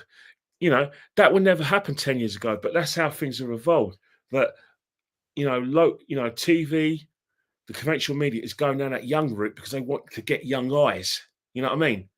Because conventional TV is not dead, but it is dying. So they went from slagging off all the other non-conventionals to now utilizing them. Now we're unfortunately in that stage where the same old individuals. No, it's not dying. What it is that no, not really. You know what? It's never going to die. It is dying, though. I can bring up statistics. It is dying. No. I think it's going a different way. You know why it's going a different way? Because of people like you. And I'm not saying you in general, but I'm saying right now, your TV habits are a lot different from what my. All right, this is what I'm saying. Say you're 30, right? Say you're 30. It's a computer thing. 30. All right, I was 30 a long time ago. When I was 30, my TV habits were not the same as yours now at 30. At 30 now, you are a streamer. You watch things in bulk. For instance, if Top Boy was on every week, you will not watch Top Boy at 10 o'clock. You'll go and watch it later. But if they offered you Top Boy and they said, right, here's a series, you can watch it all 5 hours of it in one day, you'll do it. That's why it's changed. But then you're forgetting. That's right. But then you're also forgetting viewer habits. People younger than me have a shorter attention span. That's why you're seeing YouTube and TikToks and all those kind of things. And the reason why is because they got younger people. They're not going to want to know what's happening in the soaps. They're going to look at people like Angry Ginge, whatever he calls himself, KSI, and whoever they call it, young filly or one young horse. I wouldn't say his name. His name. He done a madness. I'm not out of touch. I know that he's having some very difficult legal issues in the West. Throw Australia. that guy under the jail, man. But there's who's his other mate? Who's the big lad from West London? Chunks. London. Chunks. Bloody hell, that's an appropriate name. But you know, younger people look up to these guys, don't they? Look up to them because they have a short attention span and they're entertaining. They joke. They use colloquialisms that are used by younger people in this country, especially in London. So, in that respect, to get younger eyes on Sky, the Baller League. I mean, they don't call it the Football League, the Baller League, because a baller's a colloquialism, isn't it? So it's quite good, man. There's a lot of changes that could be done, but I like it. You want to get younger eyes, and that's what TV habits is all about: getting younger eyes out of the old, in with the new, get the younger eyes. We know that people are going to want to watch box sets. Even Sky Sports, they cut a lot of their presenters. Well, yeah, because simple reasons their presenters command a lot of money. Which means and just the normal ones, like the less high end. But this is why I say when you're in this scenario now, I'm not saying you have to be a full-time content creator or any of that. You could be normal 9 to 5, you could be a presenter, you could be whatever. But it's never, in my opinion, especially if you're a presenter or you've been on TalkSport or you're currently a press officer at Arsenal. In my opinion, do that, pursue that, do all of that. But you need your own YouTube channel. You need your own central hub. You need people that fuck with you. Because when these people chew you up, you're done. It takes a lot of patience to do a YouTube channel. I say that you YouTubers are absolutely off your heads. You're completely mad because you think about it. You're basically a YouTuber. You just don't have a channel, Kenny, man. Yeah, but you think about it. For every person who's backing you and will die on the hill for you, there's always going to be a pork chop in there who's going to say horrible things. And then every day. Some of the chat. Someone said sorry today in another live stream. Yeah, but you know what's happened, right? Is that you have to have thick skin to put up with that one comment. Oh, 1,000,000%. There's going to be times where you're going to do. You're going to prepare a show. You're going to do all the research, and then you say, right, let's put it on. And not many people watch it because you don't know actually what sells. You don't know what show's going to get 50,000 views and what show's going to only get 500 viewers. You just don't know because go again. You don't know. You've got to worry about watch times. You've got to worry about monetizing it because obviously if it's your full-time job, you've got to make money out of it. You got maybe you want to try and attract sponsors, then you want to sell yourself because you think, hang on here, yeah, mate. If TalkSport come along, yeah, I've got to make sure that I don't have old men like Kenny, like myself, who swears and shouts and calls. I mean, I've managed to do both. I've always prided myself on doing both. All sorts of adjectives. You know what I mean? What I'm trying to say is that I think you lot are mad, but I do admire your work rate. And what I admire more than it is your thick skins. Your thick skins are unbelievable because because Kenny, like when I started, obviously I'm not no crazy guy or whatever, but naturally I'm not rude to people, and I'm only 30, but I've grown up in a time. I think kids younger than me and people younger than me, they're too cool with disrespecting strangers, let alone anybody. For me, I don't say anything if I'm not going to say it to your face. It took me a while to understand the internet. That's you lot's thing. You can say whatever you want as long as, because even if someone says you're a DG, you're a fucking dickhead, initially I'm a human. I'm like, oh, what are you doing? But if you've left a comment, that's engagement. YouTube is going to take that mathematically or scientifically and pull it in front of others. What I realized, this is you lot's playground. And you know why I learned that? Because many years ago when I was first starting out, somebody abused me. They were dumb enough to use their real name on YouTube. Yeah. Went on their Instagram account, could see their family members, went on LinkedIn, could see, long story short, on all the social, could see your family members, where you live, where you work, all of this. And then I stopped myself. I was like, look what this guy or girl at the time, well, guy and girl, look what are they taking out of my day. Like, look, like you do have to have fixed. You just have to air it, man. You just have to air it. Because this content thing is like other things in life. People will say they don't. I'm sure Kenny's the same, and the majority of you are the same. If you don't like what someone, you don't have to hate them. But if you don't like what someone's had to say, or you don't like their point of view, like YouTube's like watching TV. Just turn the channel, go about your business. Unfortunately, it's hard with social media because you think about it, right? Back in the day, in the 70s, Yeah, but People say they don't like you, but they watch it every day. You do love, man. Yeah, yeah. But the thing about it with social media, new media, you can participate. You can actually engage with that person. 9 out of 10, majority Yeah, of sometimes I'll play about the chat will tell you and slag them off. But Twitter accounts, long, majority of Instagram accounts aren't private, so you can send messages, guys, and message your dissatisfaction and message your abuse to these people, and either the proper if you've got if you're a high profile guy, someone else. The one thing that got to me, if anything, is that people just call you the N-word for no reason. But once that got to me more than anything. But yeah, but you know what it's water for Dutch back now. People. You know it is with people who do that sort of thing. It's unfortunately never been punched in your face. When you do get into new media, you don't. All you guys are in new media. You're not actually media trained. You don't have a PR person behind you. You are your own PR person. You're your own regulator.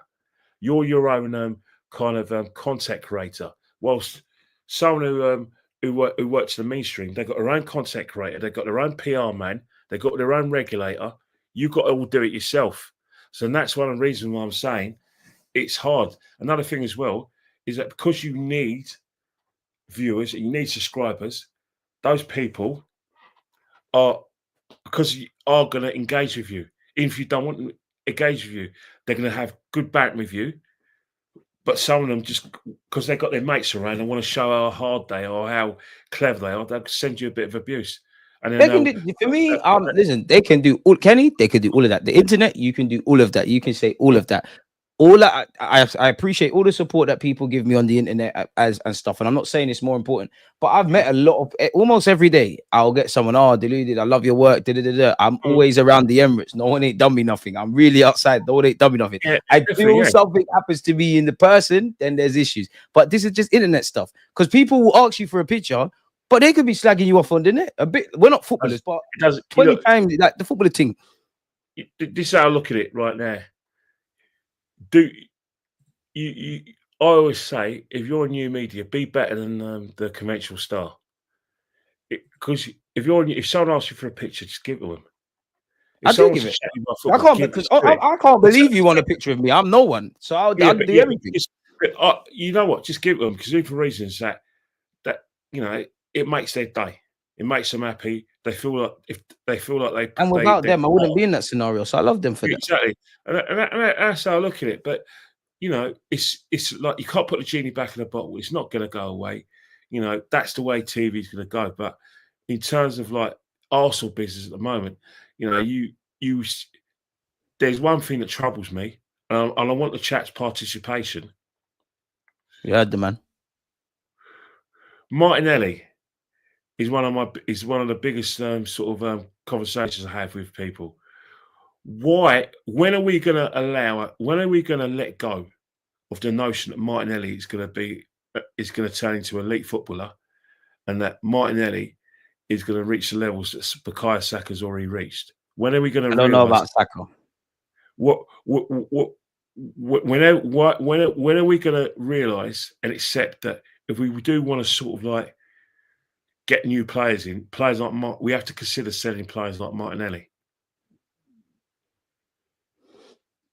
Were you asking the chat or me? You first, but the chat, because it's very important. Because I look at the Martinelli situation and I think that we've gone as far as we can with him. That he's never going to be an elite player for this. He did have a hamstring issue this season, though, Kenny. Man, he had a hamstring issue this season, but the season before that, he wasn't a certain starter. Trossard, there were times when Trossard was ahead of him in team selection. He's a cool squad player, though, man. Yeah, but the fact is that you can't have a player on 180 grand a week plus a player. How do we get there? How do we get there from once thinking the guy's been elite to now saying he's only a squad player that's keeping? How do we get to that? To be honest, when did this decline start? Where are we going with this?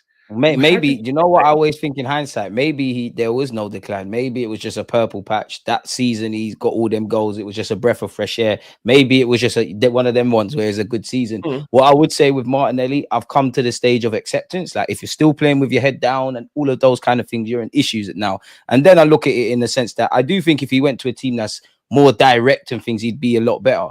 My problem with Martinelli is he does the good. He does a lot well. He defends well. He's a good lad. It's just once you get into the final third, the bread and butter, when to pass, when to assist, what foot to use to score, what position to slot with. This is where he struggles, and that is something that's been going on and on. So for me, I'm on him being a squad player. I understand these. I mean, the reports of distance the rumors, but there's been rumors of Bayern Munich, which I don't believe. I understand if we get offered 50 odd million quid plus, low as 40, 50, there's a decision to make. But I will say this, Kenny, despite that, and that not being where he was in the last 2 seasons, he's still a big game player. Madrid, Liverpool, Chelsea, assist against. See, he is. These are factual things. People are saying that because of the second goal against Real Madrid in Liverpool, Real Madrid, Chelsea, assist against City. But in the last few years, couple of years, it's been few and far between. The fact about you and I know that the reason why Arsenal weren't successful in the last 2 years in terms we can't give up on someone Klopp says the talents of the century. Me and you are not managers. Why not? Why not? You fact is because there's got to be something about the lad. They stuck about the lad. He's not a lad no more. Ronaldinho said he reminds him of Ronaldo. What then? One more year, man. He's been his. You're telling me he's not a good squad player against tired legs. No more years. So Martinelli's the first through the door. Yes. Martinelli, Kenny. Martinelli's the first through the door. Why not? What's he won for me? What's he won? Come on, Kenny, man. The first through the door. All these guys that we could sell or we're talking about selling, let's forget injuries and that. All the players, Martinelli's the first one through the door. Before Jesus? Yeah. Before Kivio? He starts with Brazil, but before Havertz. Mac, you're right, he starts with Brazil, but if Brazil was would Martinelli start for the 2002 Brazil team? Would he start for the 2002? Come on, Kenny, man. We could all name elite teams. The fact that Martinelli and do that. The fact that a player like Martinelli starts for Brazil alongside Matheus Cunha just shows you the decline in Brazilian football. When Martinelli gets double figures, Kenny, you're going to say you're wrong. He's scoring double. It's a big season from him. If Brazil was the elite nation that we know and love, a player like Martinelli will not be starting for them. He wouldn't have been in the squad. Yeah, but prime Arsenal side, bare players we love don't get in the team. Yeah, but I'm just saying. Do that. Name the best Brazil and best England and best Spain and best this and whatnot. Martinelli is not good enough for Arsenal. The fact is that he had an injury, but it wasn't a long-term injury. He's returned this season. Isn't good enough. The fact is that Arsenal have an attachment problem when it comes to some players, especially Martinelli. The fact is that whether we like it or not, we have to find the money elsewhere. Yes, you can have all that revenue at the football club. Realistically, Kivio and Martinelli are the only ones that could generate some sort of revenue if they're provided with offers. I don't think they're going to be forced out, though. Yeah, but we need a squad. He could be on the bench. He was so. Arsenal fans say they want 6 or 7 players. They want a elite. I'm not getting that though. Winger. They want an elite striker. They want an elite left back. They want elite players, big name players. Where are we getting these guys? You can get these guys if you can't. We will never sign 6 or 7 elite players in one window. Elite. That's money. I'm not saying. All right. Now I'm speaking in general. I'm not saying you, Kenny, necessarily because you said fans. Yeah, but all right. Can you tell me? Right? Can you ask me one question, right? Are you trying to tell me that there aren't better left wingers than Martinelli in football at this moment of time? Well, you got to look at the left wing market. Martinelli's got a lot of unique qualities. Of course, if you could get a Rodrygo and things like that, then he's not shown them at Arsenal Football Club. He has. Real Madrid at the Bernabeu, our first semi-finals in God knows. What about the first 6 months? Liverpool, the reigning champions. Chelsea. How many left backs? How many right backs did Martinelli terrorise in the first 6 months of the season? Name me one. Bear, man. Who you won? Bear, bro. Bear, bro. City. Bear, man. Come on, man. I can't. I meant to remember last season's first 6 months. Help me out. Bear. All of them. We played Wolves. If I went through the games, All of them. Wolves in the first game, did he terrorise the Wolves right back? All of them. Who did Saka terrorise? What happened against Brighton? What happened against Villa? Tell me what Martinelli has done. Martinelli done bare things in them games. We can go watch them. He took his man on all the dribbling. The statistics are there. 7 goals and 2 assists. I've just seen the stats. 7 goals and 2 assists. Yeah, because you're doing the cheat code thing. You're looking at stats. I don't know how you expect me to remember on the 25th of June what he done in the first 6 months of last year specifically. Martinelli's performances were so why did Bayern Munich want him? He's a bad boy. Clearly, Martinelli's not a bad boy. He's sick. Martinelli is not a bad boy. People talking about Martinelli because they're thinking about, the goal against Villa 2 years ago, the goal against Chelsea back against Leicester, when Kante did a fruit salad, terrorized him. How many players are as scary as Martinelli on the transition? Like you saw against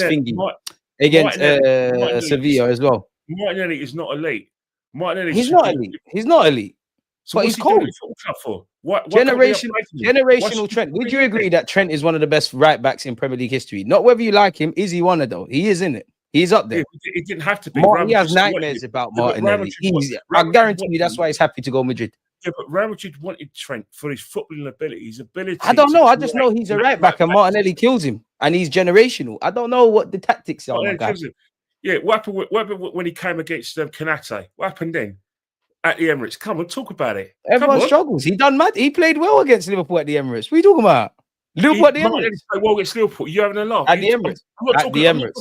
I'm not talking about the game in 23-24. No, the 2-2 draw. Very good in those 85 minutes. Very good. Terrorized his man. Oh, was that the game? Listen, he didn't terrorize anyone. I don't know, but you know what? It must have been where you're sitting. Martinelli hasn't terrorized anyone last season.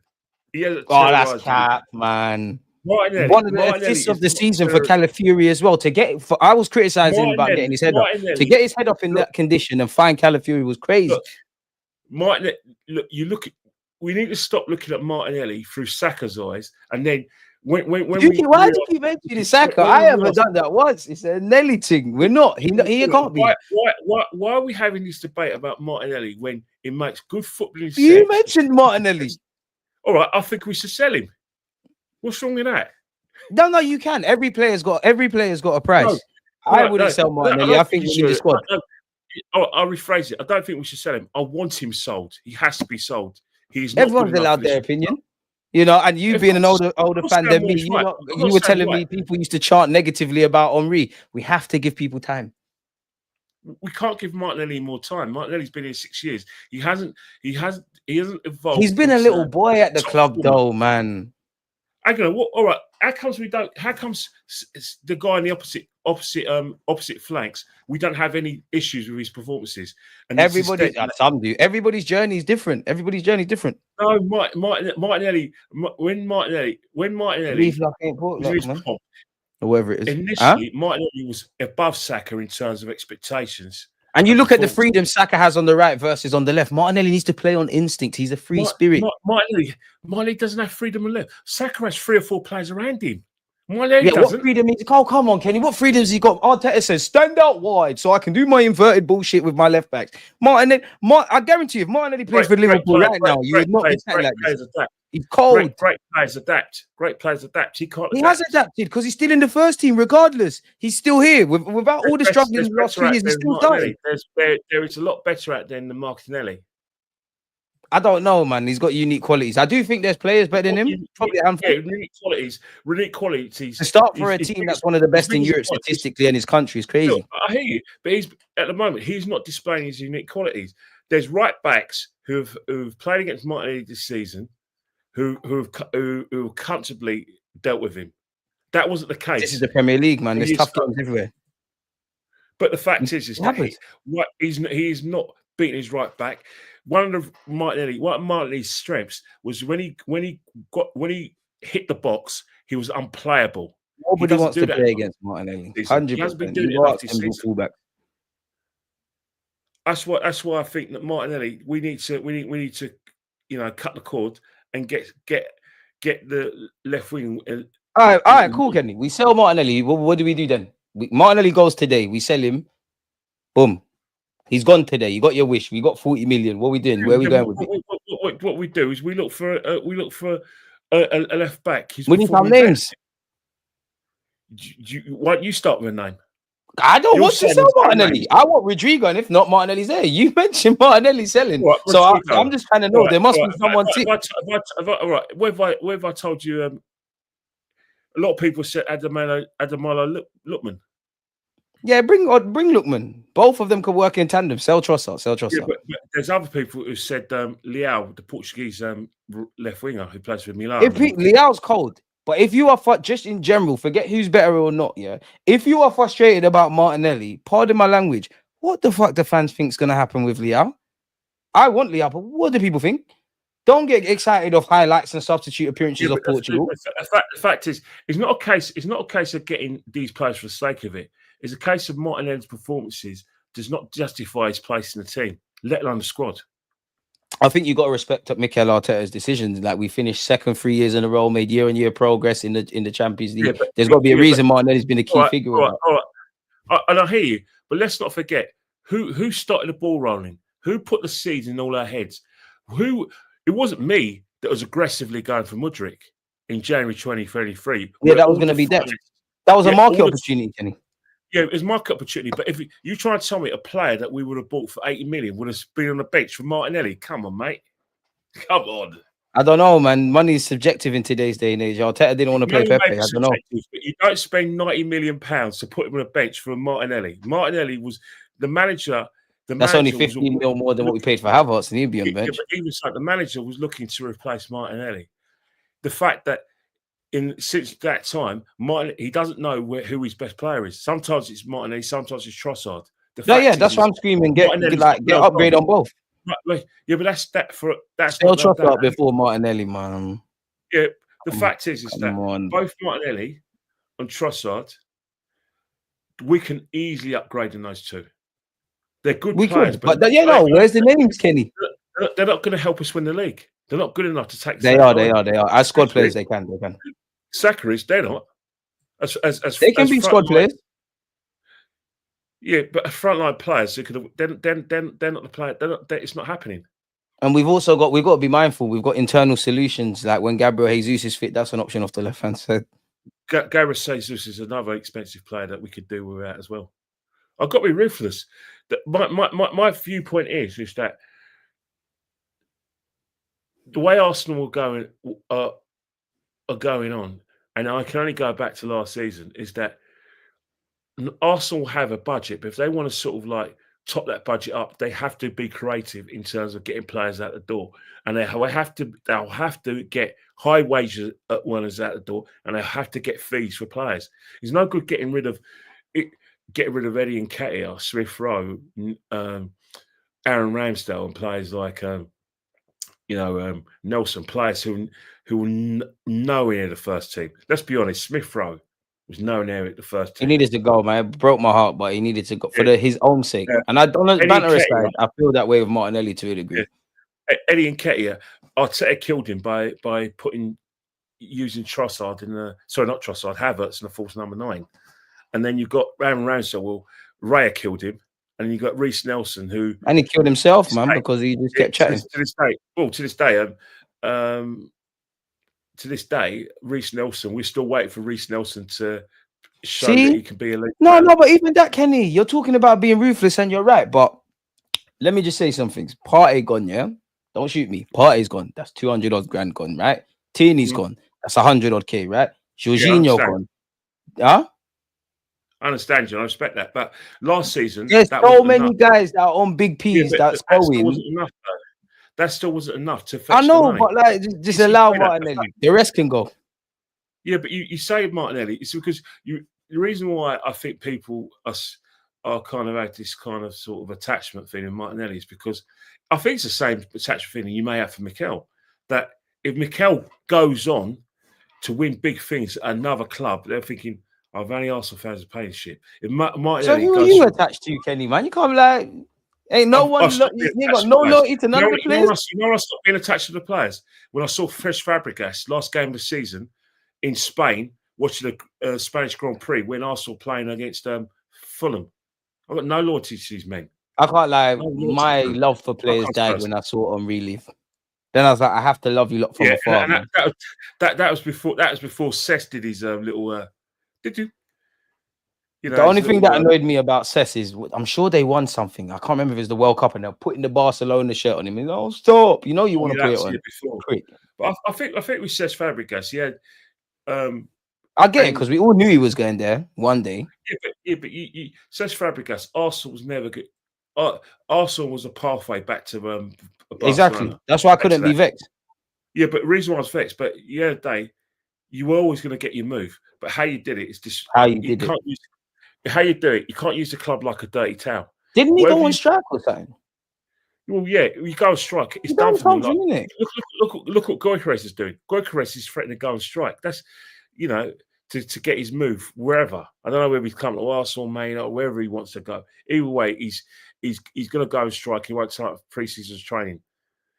Fair enough, but I don't like that side of behaviour because at the end of the day, I'm a football fan, and you can't treat a football club like a used towel. But what about how the clubs are treating them though? What if they have been so? What if with Gyokeres they have sold him a dream? They said, "Yeah, gentleman's agreement." Yeah, but what was it? I'm talking about Cesc Fabregas. He treated Arsenal like a used towel. I can't have that. He will never be a hero in my eyes. And then when he was at Barcelona, someone told me Henry's not an Arsenal legend yesterday because of this. Yeah, who said Henry's not up for a legend? Because of the same rhetoric you're saying, not saying you're saying this, but I was on the stream yesterday and they were like, Henry, it was one of the chat, like, Henry's not a legend because of how he left. God, really? Okay. Well, trust me, exactly. Each their own. But the fact is that, you know what? For him to say that, it actually lost my train of thought because it's mad, isn't it? Same thing happened to me. I was like, no. He was like, you're right. And he said something else. He called Henry a Judas. People in the chat, you was there, he called him a Judas. Yeah, but they say, see, Dan, mate, that's where I always have an issue with it. How can someone prioritise Arsenal when Jose Mourinho personally visited in Barcelona and sold and virtually secured it for Chelsea? How are you prioritising Arsenal when Jose Mourinho, when you've already agreed to Chelsea? Wenger said the deal's already done back to Chelsea. I don't know what to believe. So how is I don't understand how he's prioritising Arsenal. Yeah, we had the first refusal, but just because we had free refusal on him didn't mean he wanted to come. That's what I remember. Kenny Wenger used to be on this. We've got Ozil, we've got this, we've got that. We don't need him. Yeah. Arsene Wenger protects his players, but the fact is that Jose Mourinho approached Cesc Fabregas in Barcelona. And the deal was secured. So he's not prioritising Arsenal when he's already agreed to deal with Chelsea. No, but we knew Cesc was a see you next Tuesday, Kenny. He said he would do it. Everything he did against Barcelona, he said he'd do it again. We knew he had that edge to him. We knew he would. Like all these players, we knew it. But in terms of what Gyokeres is doing, the fact is that I'm not convinced that Mikel Arteta sees him as his first choice. I'm convinced it's this man, innit? It's this man. Every report we read is something different, but I think it's the Cesc. I know, but you know what it is that I look at Gyokeres, I look at Cesc, and right now I don't. This is me pretending to be Josh Kroenke and pretending to be the board, and I'm talking from the boards, not my eyes, but the board are going to look at the guy, 21, 22. He's going to evolve as a footballer. His value, there's longevity value. If he cooks at Arsenal and he decides that, he may want to go and play for a big team, we can command a big, like I said, asking price for him.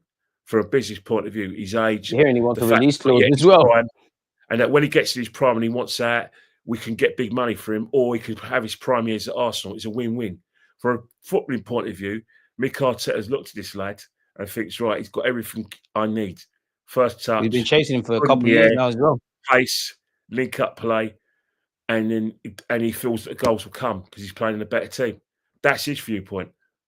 Whilst most Arsenal fans look at the Gyokeres' high volume of goals, well, bloody, it deviates away from what we've got. It's right now. It's win now. And that's me, you've got to win regardless of what one you bring. But the fact is that Mikel, I always look at that if a manager has put all his eggs into one basket of a player, and then you start providing that player to the manager. We heard Nørgaard is driven by Mikel Arteta, you know, like when I was going on live. All right. I have kind of sort of like Stockholm syndrome when it comes to Gyokeres coming to their club under Mikel Arteta, who clearly wants someone else. Because look what happened at Chelsea. Zinchenko was personally brought to Chelsea for Mourinho. How did that work out? Stunk up the place. How did that work out when Fernando Torres came to Chelsea and he tried to play under Ancelotti, and then but to be fair though, you're right. But the Torres thing, I said this yesterday on the stream as well. I think in hindsight, like the last 6 months Torres had at Liverpool were almost akin to Alexis Sanchez's last couple of months. Because we were thinking up the place before. Yeah, but I'm talking about in terms of like when it's just not being. It's just not a good fit. If you think about Mourinho, he loved Didier Drogba. Didier Drogba was producing goals left, right, and centre. He was his type of striker. He didn't need Zinchenko. Ancelotti, Didier Drogba won the Golden Boot the season before. Didier Drogba. Yeah, Abramovich wanted Shevchenko. Yeah, but he didn't. But Abramovich wanted Torres. But the other but you know how he runs it. It's my club. I'm doing what I want to do. No, what I'm saying is that I need convincing that that is Gyokeres is the player that Mikel wants. And I'm not convinced. Really not. Too much of the groundwork's been done with Sesko. Now, obviously, I'm not saying Berta can't vote for Sesko or vice versa. I think Mikel will win his battle. Mikel will win his battle. Any hope of getting both? I don't think it's actually a battle. I think Mikel is a long-term player. There's been a long-term strategy to get the play in, and that's a player that Mikel has identified at this football club. Any hope of both? You can get both of them. Other clubs would, but I don't. We're not getting a left winger. I don't see Arsenal getting a player. We're not getting either. If we get them two, we're not getting a left winger. But if he does, I think the fact is that with the left winger, that's a specialised position because left wingers have to be able to be part of the. They have to be help their left back out from a defensive point of view. Plus, they're going to have to, like I said, be in partnership with the striker and the number 8, and most importantly, score 15 or 20 goals. Dumb question, but what is more important, the left wing or the up front? Do you want to be honest? Yeah, because I think it might low-key, it might be left wing. In a Mikel Arteta team, it's a left wing. Yeah, because he wants to do the Liverpool thing. You've got the bagsman elsewhere and a facilitator. In a Mikel Arteta team, Mikel Arteta teams leans more to and demands more for players to contribute goal-wise. For instance, he needs 3 or 4 players to score between 15 plus goals. The striker should be the most important, but Mikel Arteta, the way that team is made up, especially when we challenged in 23 and 24, he got double-figure plus goals from 3 or 4 players in each of those seasons. And I said 3 or 4 players. One season it was 4, the other season it was 3. Either way, we were able to, by using inverted commas, sustain a championship challenge. And for some managers, that's more than enough. He's followed Sesko, by the way. He's followed us on Instagram as well. And I think Gyokeres followed someone or some guard dog thing. Or well, you know how fans are on social media. They start investigating. All I'm saying is that the way I look at it right now is that if Arsenal get a striker, it's got to be a striker. It's going to be a striker that Mikel wants and Mikel wants to work with. Hence the fact that he does now. From what I know now, he was waiting for Sesko last season. Should have lied to him, told him you're going to play instead of Havertz, man. Clearly, I'm not saying it's wrong from Sesko, but clearly, assuming we sign him this summer versus last year, maybe he wanted another year to continue his development and all of that jazz. Yeah, but you convinced him somewhere. But that's what the club has sold us. The club has sold the narrative that the player was wanted to sort of You didn't get convince him season enough. out. Any Yeah, striker should feel like they could, with the greatest of respect to Kai Havertz, if you're proper number 9, you should believe you could take any makeshift striker's spot. That's just how I look at it. well, yeah, You're encouraging right. You are right. You know, tactics involved. You know, at the beginning of 23-24 season, Kai Havertz was playing in midfield. There's an assumption that he was a sort of like a very, you know, how do I say it, refined replacement for Great Xhaka. We know how that works. We stopped playing that way, and then what was happening when the goals dried up? We thought, right, Kai Havertz, you know, like I said, can hold the ball up. He's good in the air. Let's play him as a false number 9, and that's where he went. So you're right. We could things can change. You know, in season. You know, we didn't at the beginning of the season. No one knew that that we were going to ask Mikel Moreno to play that way. But we kind of got an inkling that he could play that way because obviously we saw what happened in the quarterfinals against Germany in the extra time when he scored a winner from the header. So we know that from set pieces he can definitely do something. So it wasn't much surprise when we were asking to play up top. A lot of Arsenal fans actually may want to keep Martinelli because they think, you know what, forget him playing at right, on the left wing. How about trying him as a false number 9? It's over, fans. It's over. You're not seeing Martinelli play. You know what I mean? I've had a lot of people. That one day is over. I hope I'm wrong. It's over. But unfortunately, there's a lot more that the way we play and the way we were asking Kai Havertz to play as a false number 9, the way we were generally going to be asking Sesko to play. Martinelli can't do them things, man. Can't do it. But what was that? But the situation is that when I look at Sesko and I look at Gyokeres, obviously I'm going to be a bore and say, you know what? I'm not convinced that they're the best fits for the club, that there are better players. Unfortunately, the player that I want plays for Newcastle and ain't coming to us. Yeah, man, we can forget about that. You're not alone, though. And the other striker I want is going to be 32 this year. If he isn't already, and he plays for Bayern Munich. But you can forget about that. He came for our academy, though. He came for our academy, and you know what happens, right? When you've got to make these decisions, 9 out of 10 times when you're deciding whether a player can make it, whether he's going to be good enough to play for the club, you're making an instant decision, which 9 out of 10 times you get wrong anyway. Funny how life works, yeah. Which is we got that one, didn't we, about Harry Kane? I mean, we had Andy Cole in our academy as well. Like, funny how life works. Andy Cole was personal. I think he had a falling out with George and certain players and Pat Rice.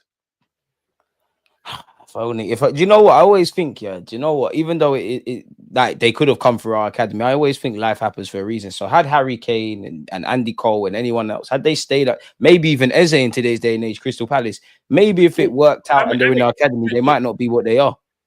You know something?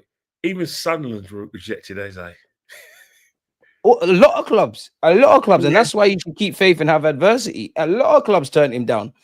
Yeah, but the thing is, at the time, when you make it, I think at the time you're making like instant decisions on a player, and you're basically talking about a 15 and 16-year-old, and there's a lot of tick box exercise in academy as well, man. And not many players at 15, 16 have got the footballing intelligence and the positional intelligence that the manager demands. They're raw, so you've got to make a decision on them. However, guess what? He went to Queen's Park Rangers. You know, the rest of history. Their main man, and he's come to Palace, so he's got his second chance. Look what happened with, De Bruyne at Chelsea, and Jose. Look what happened with Salah. Look with Martinelli at Corinthians and all them clubs. Yeah. And now look at Salah under Chelsea at Chelsea. See what I'm saying? We need to find a couple of them kind of ones. Even to a degree, even Isaac, he wasn't one that got really to make it at Dortmund. He didn't really bang another. I won't lie. Where is he? Where is he at? He was at Zaragoza, was it? Or Sociedad? Sociedad. Oh yeah, Isaac. Sociedad. Yeah, he's at Sociedad. So I looked at his record and I thought, right, Newcastle buying potential. But when I saw him And I saw his first game with Newcastle. I saw it against Liverpool at Anfield when they went 1-0 up. I thought, yeah, they got gold on their hands. Even strikers take a while, man, because there was a time. Is that look raw? I can't remember the Euros, but one of his first Euros, he looked very raw. Strikers peak late and at different rates. I always tell people, strikers and centre backs, you want to watch them closely. But I think in terms of like when you look at certain players, you're given loads of chances. You know, sometimes you know that it isn't going to happen. Reece Nelson, it's not going to happen, is it? No, it's too late now. There's injuries, of course. It's not going to happen, was it? You know, in terms of like Smith Rowe, another one as well. You know, we had massive hopes for Smith Rowe, big hopes. You know, he was meant to be that kind of player that could, you know, make late runs from the counter. It wasn't supposed to end that way, Smith Rowe, man. 22-23 season, when we were actually going for the league, he got injured. Then when he came back, you know, hand on heart, if you ask any Arsenal players, they will tell you they can think of 5 or 6 players who will start ahead of Smith Rowe. And that's exactly what it was towards the end of the season. So, you know, it's a shame, but football's got no loyalty. Football's got none. But people will call footballers traitors for wanting more money and all of that. Yeah, and if you're at the top, you've got to stay at the top. You've got to stay at the top. Exactly. There's no time for sentiment, man, and that's the thing. Like that's where banter aside, I do agree. We haven't got time for sentiment. I'm not expecting us to do everything, but we need to do significant business, man. My last thing for you, then, Ken. Go on. Unfortunately, this next season is this is just like facts. Next season, whoever starts up top is not going to get a honeymoon period. He's got to hit the ground running. Nah, yeah. Gyokeres, we want 1 million goals. Sesko, we want 1 million goals. It could be Gyokeres, Sesko, anyone else. That guy has to hit the ground running because, especially in those first 6-10 games, our demands for instant success is higher. Next season, regardless of our fixtures, regardless of the fact we've got Man United away, first game of the season, third game of the season, we've got Liverpool away, no one cares. We have to be able to negotiate. Get over the line now, man. And we have to win the league next season or win a trophy. There's going to be no excuses. But the thing that I said on Dan's show, and I've said it to you before. Big up, Dan. The Armageddon period was like this season just gone. When Man City fell off their perch. This was the season to win something. So in terms of like us setting conditions, those conditions should have been there at the beginning of the season, just gone. Exactly. And the summer, the way we're talking about this summer, that should have been our mentality last summer. But this is what I'm saying to you, Kenny. As much as I love the football club, I've emotionally checked out. I've accepted stuff. Like if we assume next season or this season coming ends in the same way in terms of where we finished in all the cups this year as last year, I don't believe Arteta is necessarily going to get sacked, especially with your contract. Yeah, go on. You know, with Matt Sack, the father believes in football, right? There's no such thing as a manager's. They use the word mutual consent. Mm. If Arteta leaves the football club, it's mutual consent because managers don't resign because they resign, they get a payoff. So it has to be some sort of like payoff for him to go to the football club. But the fact is, Mikel Arteta, again, it's the mindset. And it has to be deprogramming of this mindset. There's more people who have the mindset that Mikel is the guy who is kind of the red. People like the journey. It's not about the destination. But the fact is that a lot of people feel that Mikel was turning the club around. He's turned the ambitions. But you ain't got us over the line. Every year, it's going to get bigger and bigger. I'm not even saying pitchforks for Arteta, but if you rate him, you got to hold him to standards. Yeah, but the thing is that it's not enough people like you. People are not objective. The majority of fans still believe that not only is Mikel the man who's going to bring us success, they believe he's the man who deserves to get that success because of you've got to earn that. Road to it. So you've got us to this point. Get us over the line now. Yeah, but the fact is that he's had numerous chances to get over the line, and there's going to be a time when you think it's an over the line thing now. Yeah, but that's the thing, because at the end of the day, as much as we've got a better team, we've got better players, when it comes to getting over the line, there are teams that are still better than us. And that Liverpool. I'm only holding him accountable to what he says. As you said earlier, Kenny, he says we want to win Prems. Don't rest on second. We need to do this. We need to do that. I agree with you. So when you're not doing it, what's going on, Gaffer? And it can't. We've had 3 different years now of the same thing.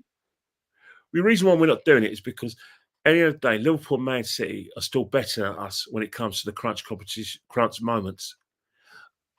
And as close as we think we're getting, we're not actually Man City's rivals. Liverpool are, because Liverpool have taken trophies of Man City. We haven't taken anything off them. They've at least won some battles in the losing war. We ain't done none of that. No, we've led the table and then we've done the chasing thing.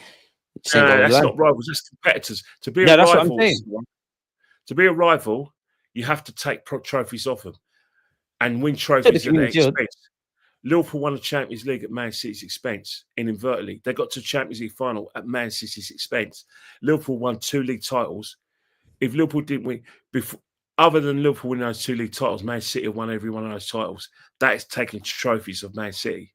That's rivals. And to echo that point, but a bit differently, Kenny, people said, and they were saying, when City fall off, we'll be the ones to pounce. Had we have done everything we needed to do last summer, who knows? But we didn't. So where are we at now, man? It's long now. Let me tell you something now. The pressure from within, the pressure from external parties who are nothing. Yeah, external. I don't think internal. It's going to be unbearable. It's something that the club are always going to talk about. Whoever plays up top for us, everything is going to be looked at through a micro. Also for the new signings, the existing players. I think the players have been let down. Yeah, microscope. Everything's going to be in a microscope. You know, that striker cannot afford to have a bad game. That striker cannot afford to go for a barren run, because whoever he is, doesn't matter whether he's a 22-year-old or a slightly more experienced Gyokeres, he has to hit the ground running. People don't care anymore. They want success. They don't care about no one's feelings now, unfortunately. Yeah, and then I'll tell you one thing, right? And I think there's going to be a gasp.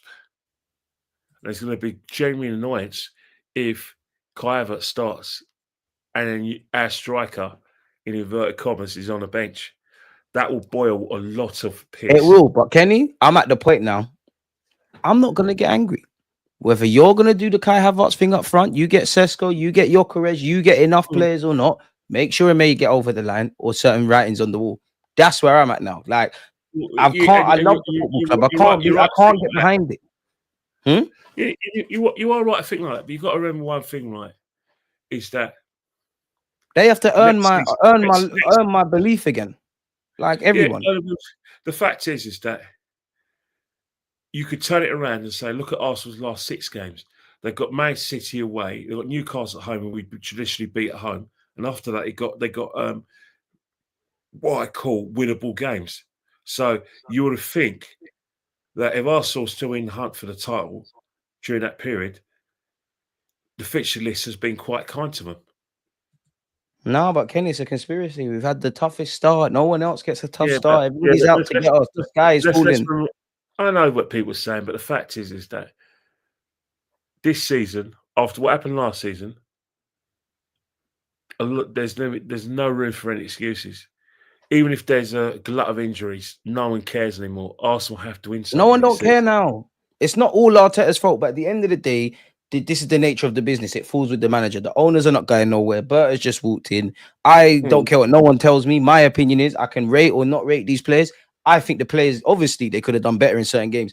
I think the players did all they fucking could to get over the line. Man are rushing back from injuries, playing with injuries. Players that we don't rate are stepping up. Young players are coming to the table. Players that we evidently know are not good enough in the role that they're in, done their thing. They've been let down. What do you make of this question? When are people going to stop blaming Arteta for last season? The owners wouldn't spend in January. You see, that's the thing. It's either all Arteta's fault or no one's fault. None of his fault. You can't have it both ways. You can't. Because the fact is that, unfortunately, in football, the person we go after is the manager. He's the one who prepares the team. And he's been sniffing with success. He's the one who recruits the players, and it's his tactics.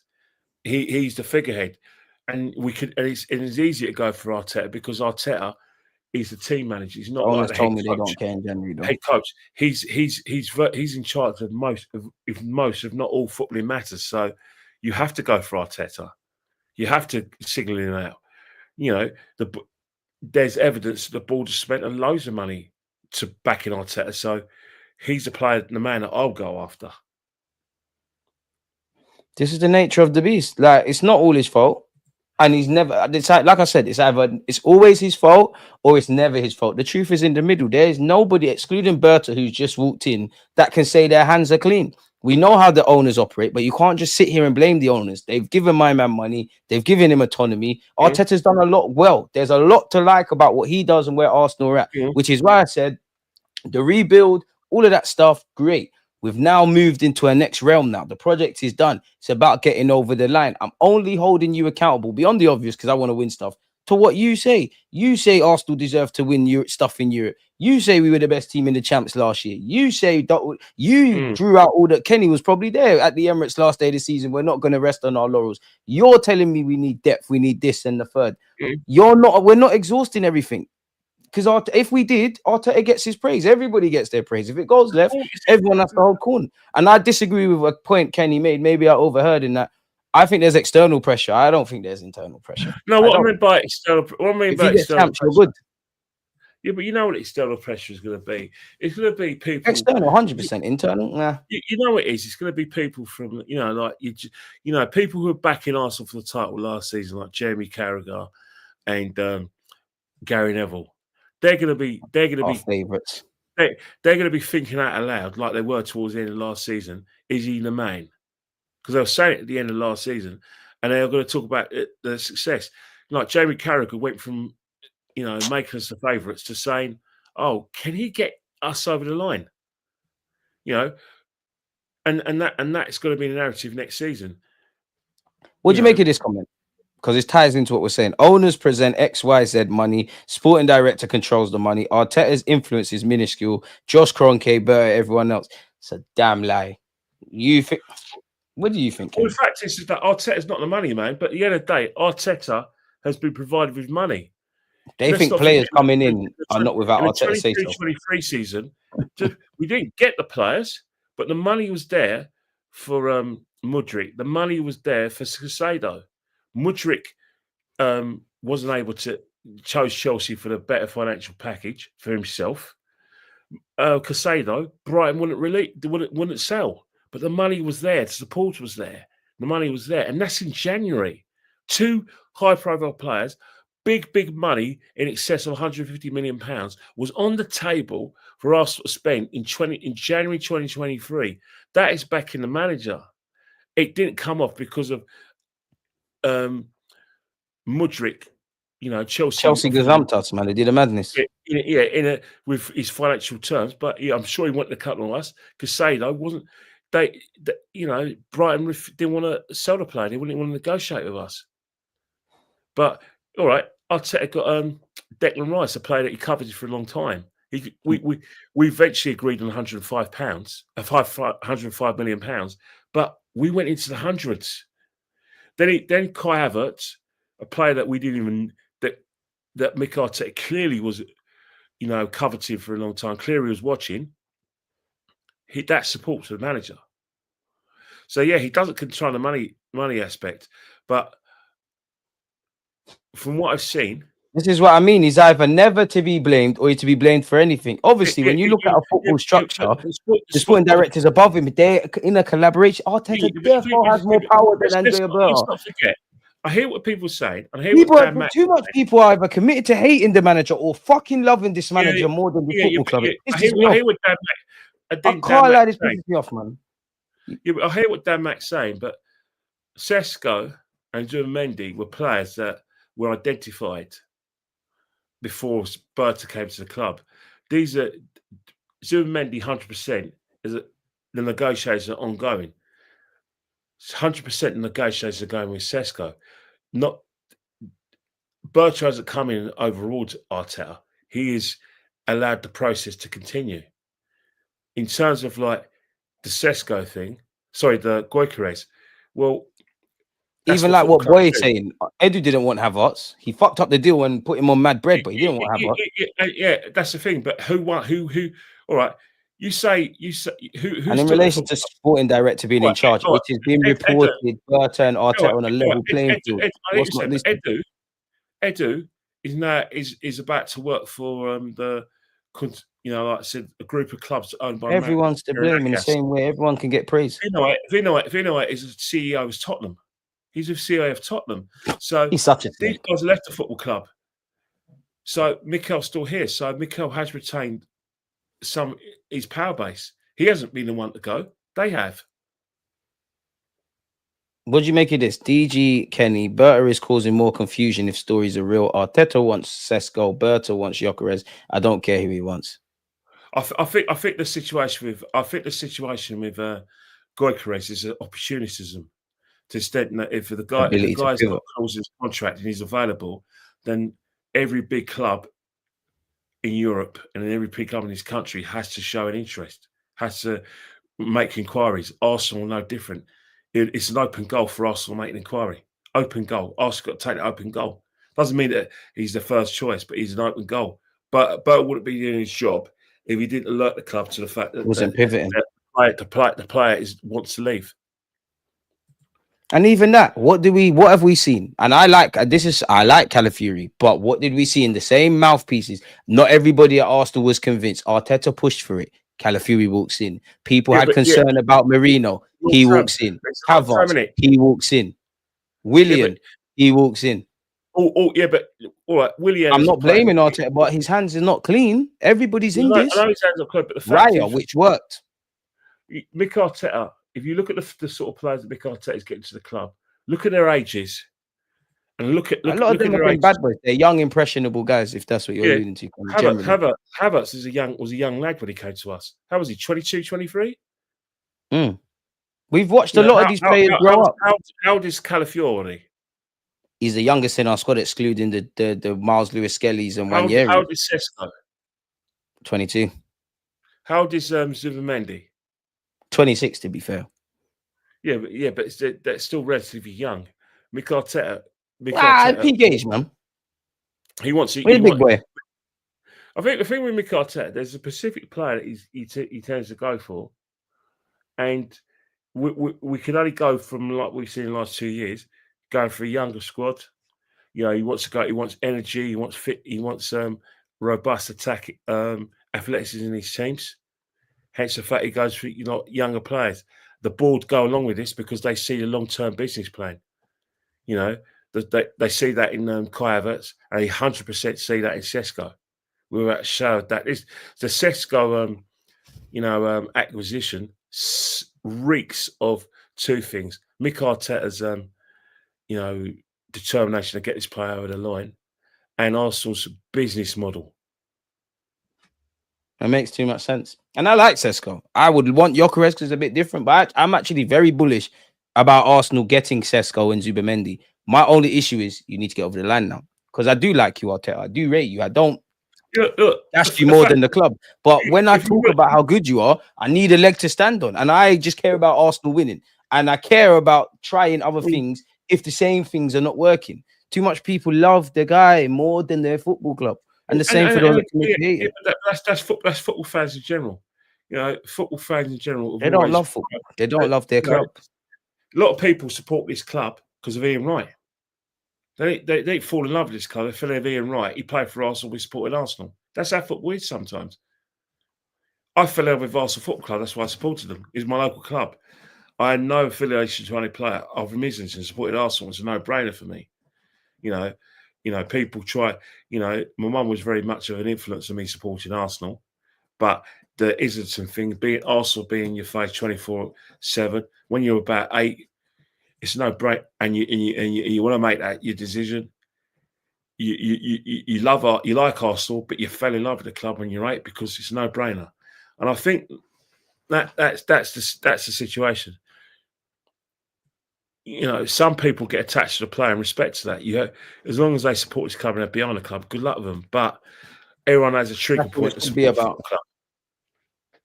Stop supporting your agenda. Just support the club. Praise everybody where praise is due. Hold them accountable where things are due. At some point, if the same things are happening, they need to change. But fans are not going to do that. Yeah, fans aren't, because at the end of the day, not everyone's programmed to support the club at the same time. And some people just can't say I got it wrong.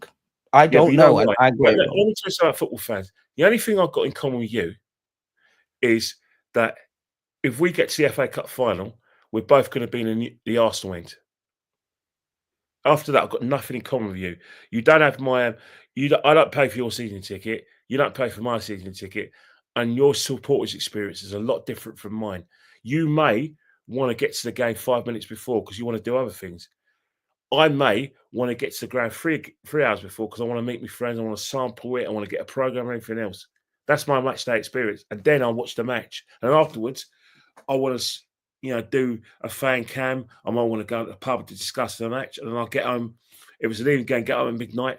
You might want to say, right, the game's over. Boom, getting out of the car, get on a bus. Some might even leave the ground early. Could be the train traffic. And what I'm saying is that everyone's got their own sort of footballing experience, and you have to respect it, regardless of whether you back the manager or not. Obviously, you are going to say, bloody hell, what? He said that? No. And then you want to, or sometimes you just want to shake the person because you can't believe that they don't agree with you. But that is how football is. You can't have the same footballing experience as everyone else. For instance, just because you've been going to Arsenal all your life, you go home and away, and you're in your late 40s and 50s and 60s, and you think, right, I go home and away, I'm backing a manager because he's managing my club, and I'm backing a player because he wears a red shirt. You can do that, but it doesn't mean everything's amazing. Not everyone has to be like you. The person who sits next to you in the away stand and the person who sits next to you in home stand should be able, because he spent the same amount of money as you have and made the same commitment as you. So they said, no, I'm not happy with this. I'm not happy with this player. I'm gonna boo him. It's up to him who boos, not up to you. If you've got that same mentality, but I back the manager, whoever's in charge, and I back anyone who's wearing a red shirt. That's on you. That's good for you. You can't force other people to do it. But I think with Arsenal, we try to force people to have the same views and the same supporters experience. And if we don't have the same view as everyone else, we're not true supporters. Not a true supporter. You're negative or you're positive or you're this, that, and the third. And it's never going to change. There's just so much division. Why can't everyone just celebrate differences? As I always say on my platform, I don't tell you what to think, just think, innit? But nothing's going to change, man. I think the only way we'll ever be united, well, probably not, is if we win something. Because I think there's too much. Trust me. Let me tell you something there. There's too much one-upmanship, Kenny. When we beat Real Madrid, it's none of you believe in Arteta. When he got old, I think there's something else. I saw something that I liked from Arsenal fans, and it was actually in the university. It was actually painful to see. And it wasn't great to see, but it showed that Arsenal fans were thinking the same deep down. When Spurs won the Europa League, it pissed off so many Arsenal fans, and I was actually surprised about the people who got pissed off by it. Because the tip of the iceberg. What it reminded me of is how much Arsenal fans still want to win trophies, and that Spurs still are our rivals. And that really, that pain and that anger fueled me, because I thought, yeah, we haven't lost out on the core of what we are as Arsenal fans. Spurs are the enemy, and we have to win. Careful, some were cheering Spurs on when it came to them needing to beat City. Some actually wanted them to beat United. Yeah, but you know what? Some of those people, okay, each to run. But I have to speak my mind. I find it quite extraordinary when a team's our rivals, that an Arsenal fan back in the day can go to Old Trafford and he wouldn't be looking over his shoulder, because who cares about Arsenal fans? North London derby. But if you went, an Arsenal fan went down the gauntlet at White Hart Lane and walked from Seven Sisters Road right to the old White Hart Lane, and he happened to be Arsenal, and Spurs fans happen to know he's Arsenal, he'll be looking over his shoulder when he's walking to the ground. And on the way home, he'd be so relieved when his tube leaves Seven Sisters and he actually gets out. He gets the Finsbury Park. Good piece. That's a rivalry. You having a banter with someone, your mate, so you live in the same sort of state or the same sort of street in, who happen to be London Man United fans. That's not a rivalry. That's your rivalry. Yeah, that's just banter. That's not traditional rivalry. That's your I'll never rivalry. cheer Spurs. Even if Spurs winning stops us from getting relegated, I'll say let's prepare for the championship. I'm a rude guy. Says they're only our rivals because they're in North London. Damn right. That's why they should be our rivals, because it's North London derby. They're our rivals because it's North London derby. And if you go to certain parts of North London, you're either a Spurs fan or an Arsenal fan, and that Spurs hate Arsenal, and we hate Arsenal for geographical and historical reasons. Yes, that's the rivalry, real Gooner. It's the only derby that probably actually lives up to the hype in the Prem 9 times out of 10. To be fair, Everton and Liverpool have a rivalry because they're from the same city. Nah, their rivalry is not serious though, man. I don't know. Everton fans have got a big resentment towards Liverpool fans. They do, but let me ask you this, Kenny. Yeah, fair enough. Big up Everton, big up Liverpool. I hear that. Could you ever imagine going to a North London derby and Arsenal and Spurs fans are literally sat next to each other? Never. I've seen that over them sides. I ain't seen that over here. I've got a story for you. There was, in the North London derby, there was a few Arsenal fans who weren't reading the script when we beat them 3-2. There's some Arsenal fans who clearly must have just woken up and discovered football, because they went in the Spurs end and they started celebrating and they got thrown out, and they were swapping punches with Spurs fans when I was getting lifted out. I mean, some Arsenal fans went to West Ham and did the same thing, and they were like this.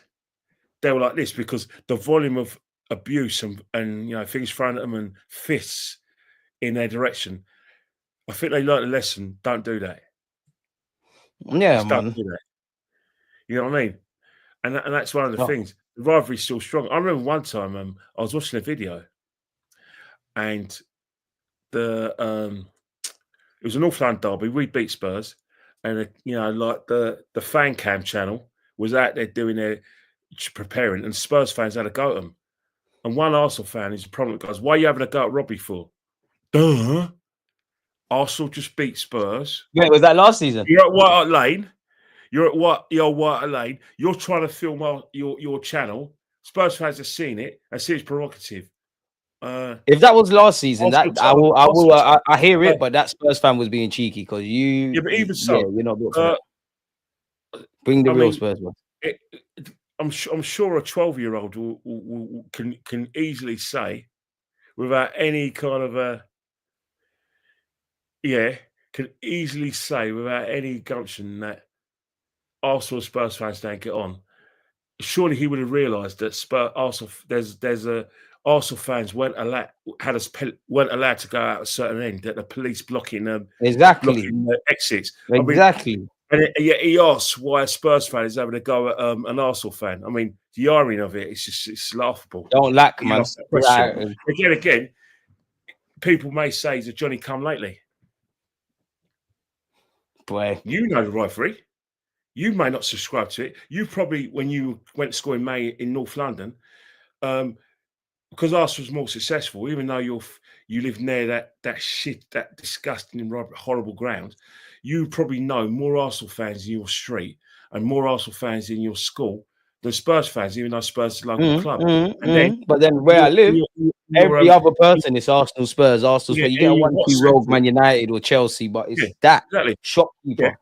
When I went to the shop when they won the Europa League, what's the first thing my shopkeeper said? Champions of Europe. You'll never think that. Like, it's not. You know what it is? In your WhatsApp group, you would have a few Man United fans that you went to school with.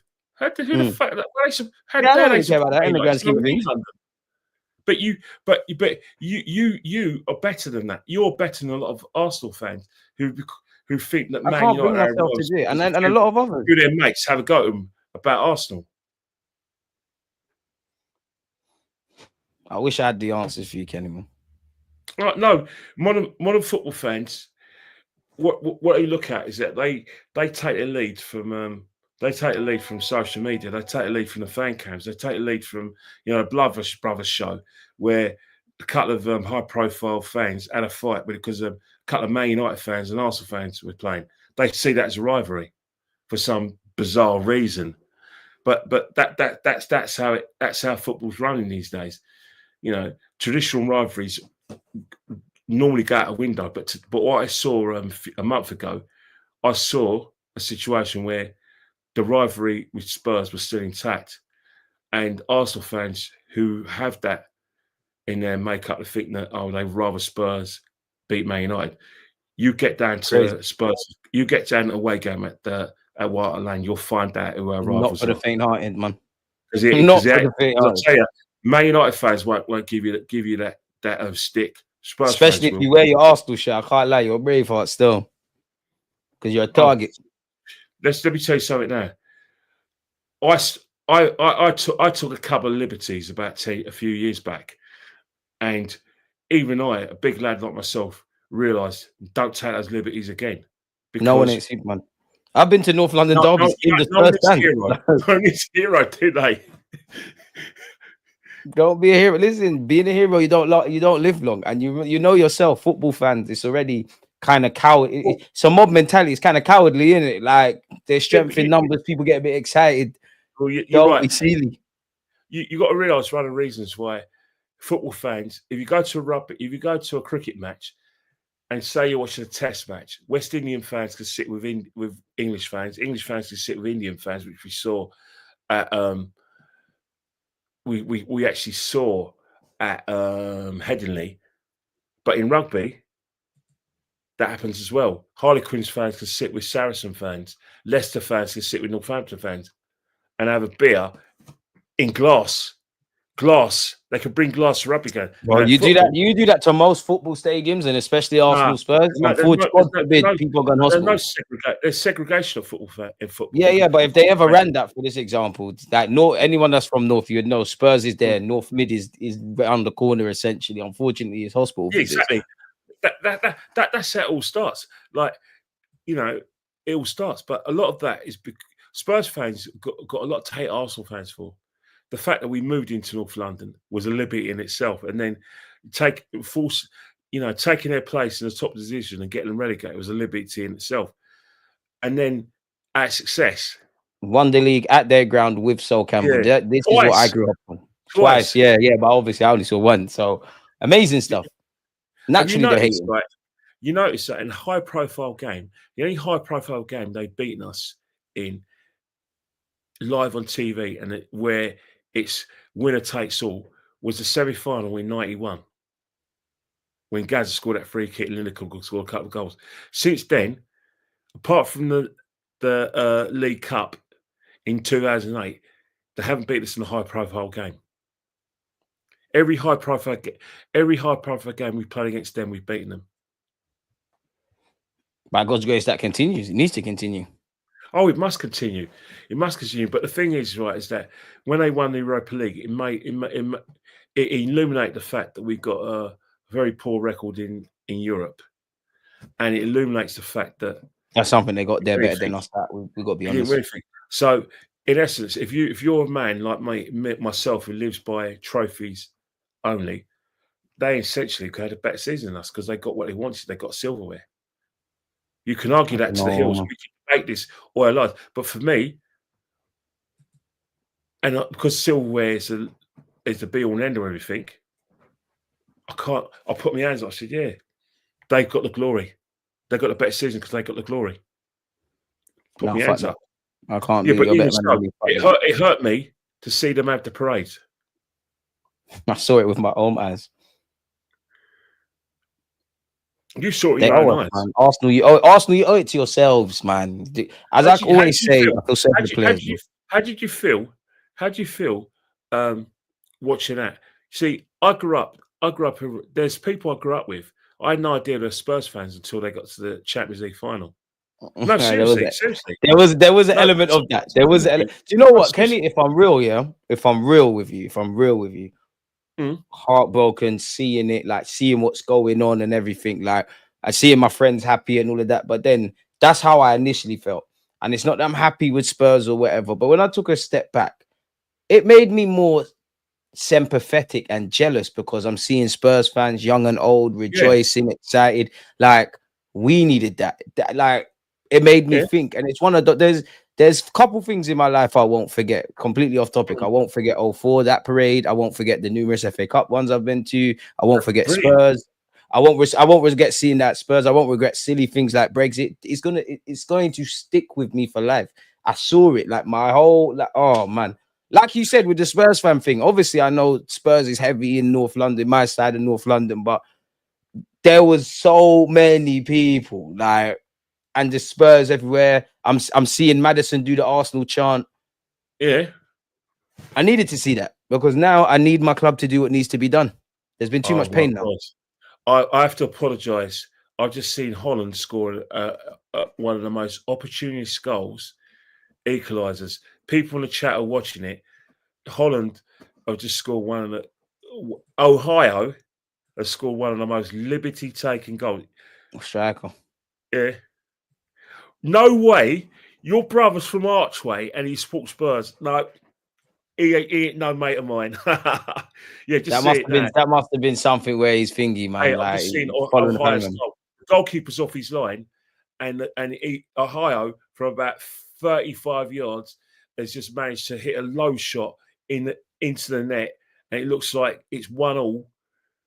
And it looks like it's going to go to extra time. There's still about 15 minutes left, but Holland have just equalised from a goal from the you just reminded me. I want to watch that, man. So let's wrap it up, Kenny. I want to watch that. I want to watch this. And now I definitely want to watch it because of that, man. I mean, Kenny ain't got social media. So there's 17 minutes left, and England were cruising. Harvey Elliott has scored, but England were on the attack. I'm not a football commentator, but yeah, Holland has scored one of the goals from the gods. No, I'm definitely gonna go. AFC _ DMB. He shouldn't be scored from there. You're right. See, now I need to. People are telling me my friend Hatto is not my friend, but my friend Hatto is cooking. I need to go see that, man. Kenny, it's been an amazing 2 hours and 17 minutes. Hopefully, we get some signings. Where can people find you? I know it's customary to ask you this. You can find me at KennyKen1972 on Instagram, and I can tell you right now. I could say categorically there will be an announcement next Tuesday, and it'll be Zubimendi. I hope so. And we will get the players in, but you will see more players with the ilk of Fabregas and Nørgaard than you'll see of players of high profiles, because that's how we roll at Arsenal. We live in hope, man. We will get the players in, but it won't be it'll be a lot of squad players. Either way, as long as there's a parade in Islington, that doesn't matter if they go with if we're going to war with guns or butter knives. You better make sure they're the best butter knives ever in it. So, I know. My actual offices are in Upper Street, so who knows, mate? Who knows, mate? I could pop in and check my desk to see what's going on whilst I'm celebrating the parade. Come on, but yeah, people, man. Me and Kenny appreciate you lot. Without you lot, it'd be dead. It's been a good chat. It's been a good chat. It's been a good chat, man. Yeah, I've still come to terms with like the guy from Archway supports Tottenham, but don't get me wrong. I've got friends who I grew up with in Frisbee Park, and I found out 3 of them were Spurs fans and they actually went to the Spurs parade. So I went, you can't trust your friends these days, man. Yeah, but on that note, people. Next week, Zubimendi. Don't be surprised if you get a striker or a Sesko on the 1st of September. Negotiations are still ongoing. I can't do this, man. I'm just going to pray that we have the signings in, apart from Rodrygo for pre-season. I'm telling you now. Use every minute, every hour, and every day of the transfer window, right up until the 1st of September, because I promise you, there'll be movement. It'll be slow, but it'll be movement. I mean, we've got a lot of content to cover, man. So yeah, on that note, people, look out for the loan player. Kenny, I'm gone, man. I don't want to hear about no loans, man. I don't want to hear about no loans. We rebuke that. We're signing serious players. Serious players. Peace, my guy. One love, chat.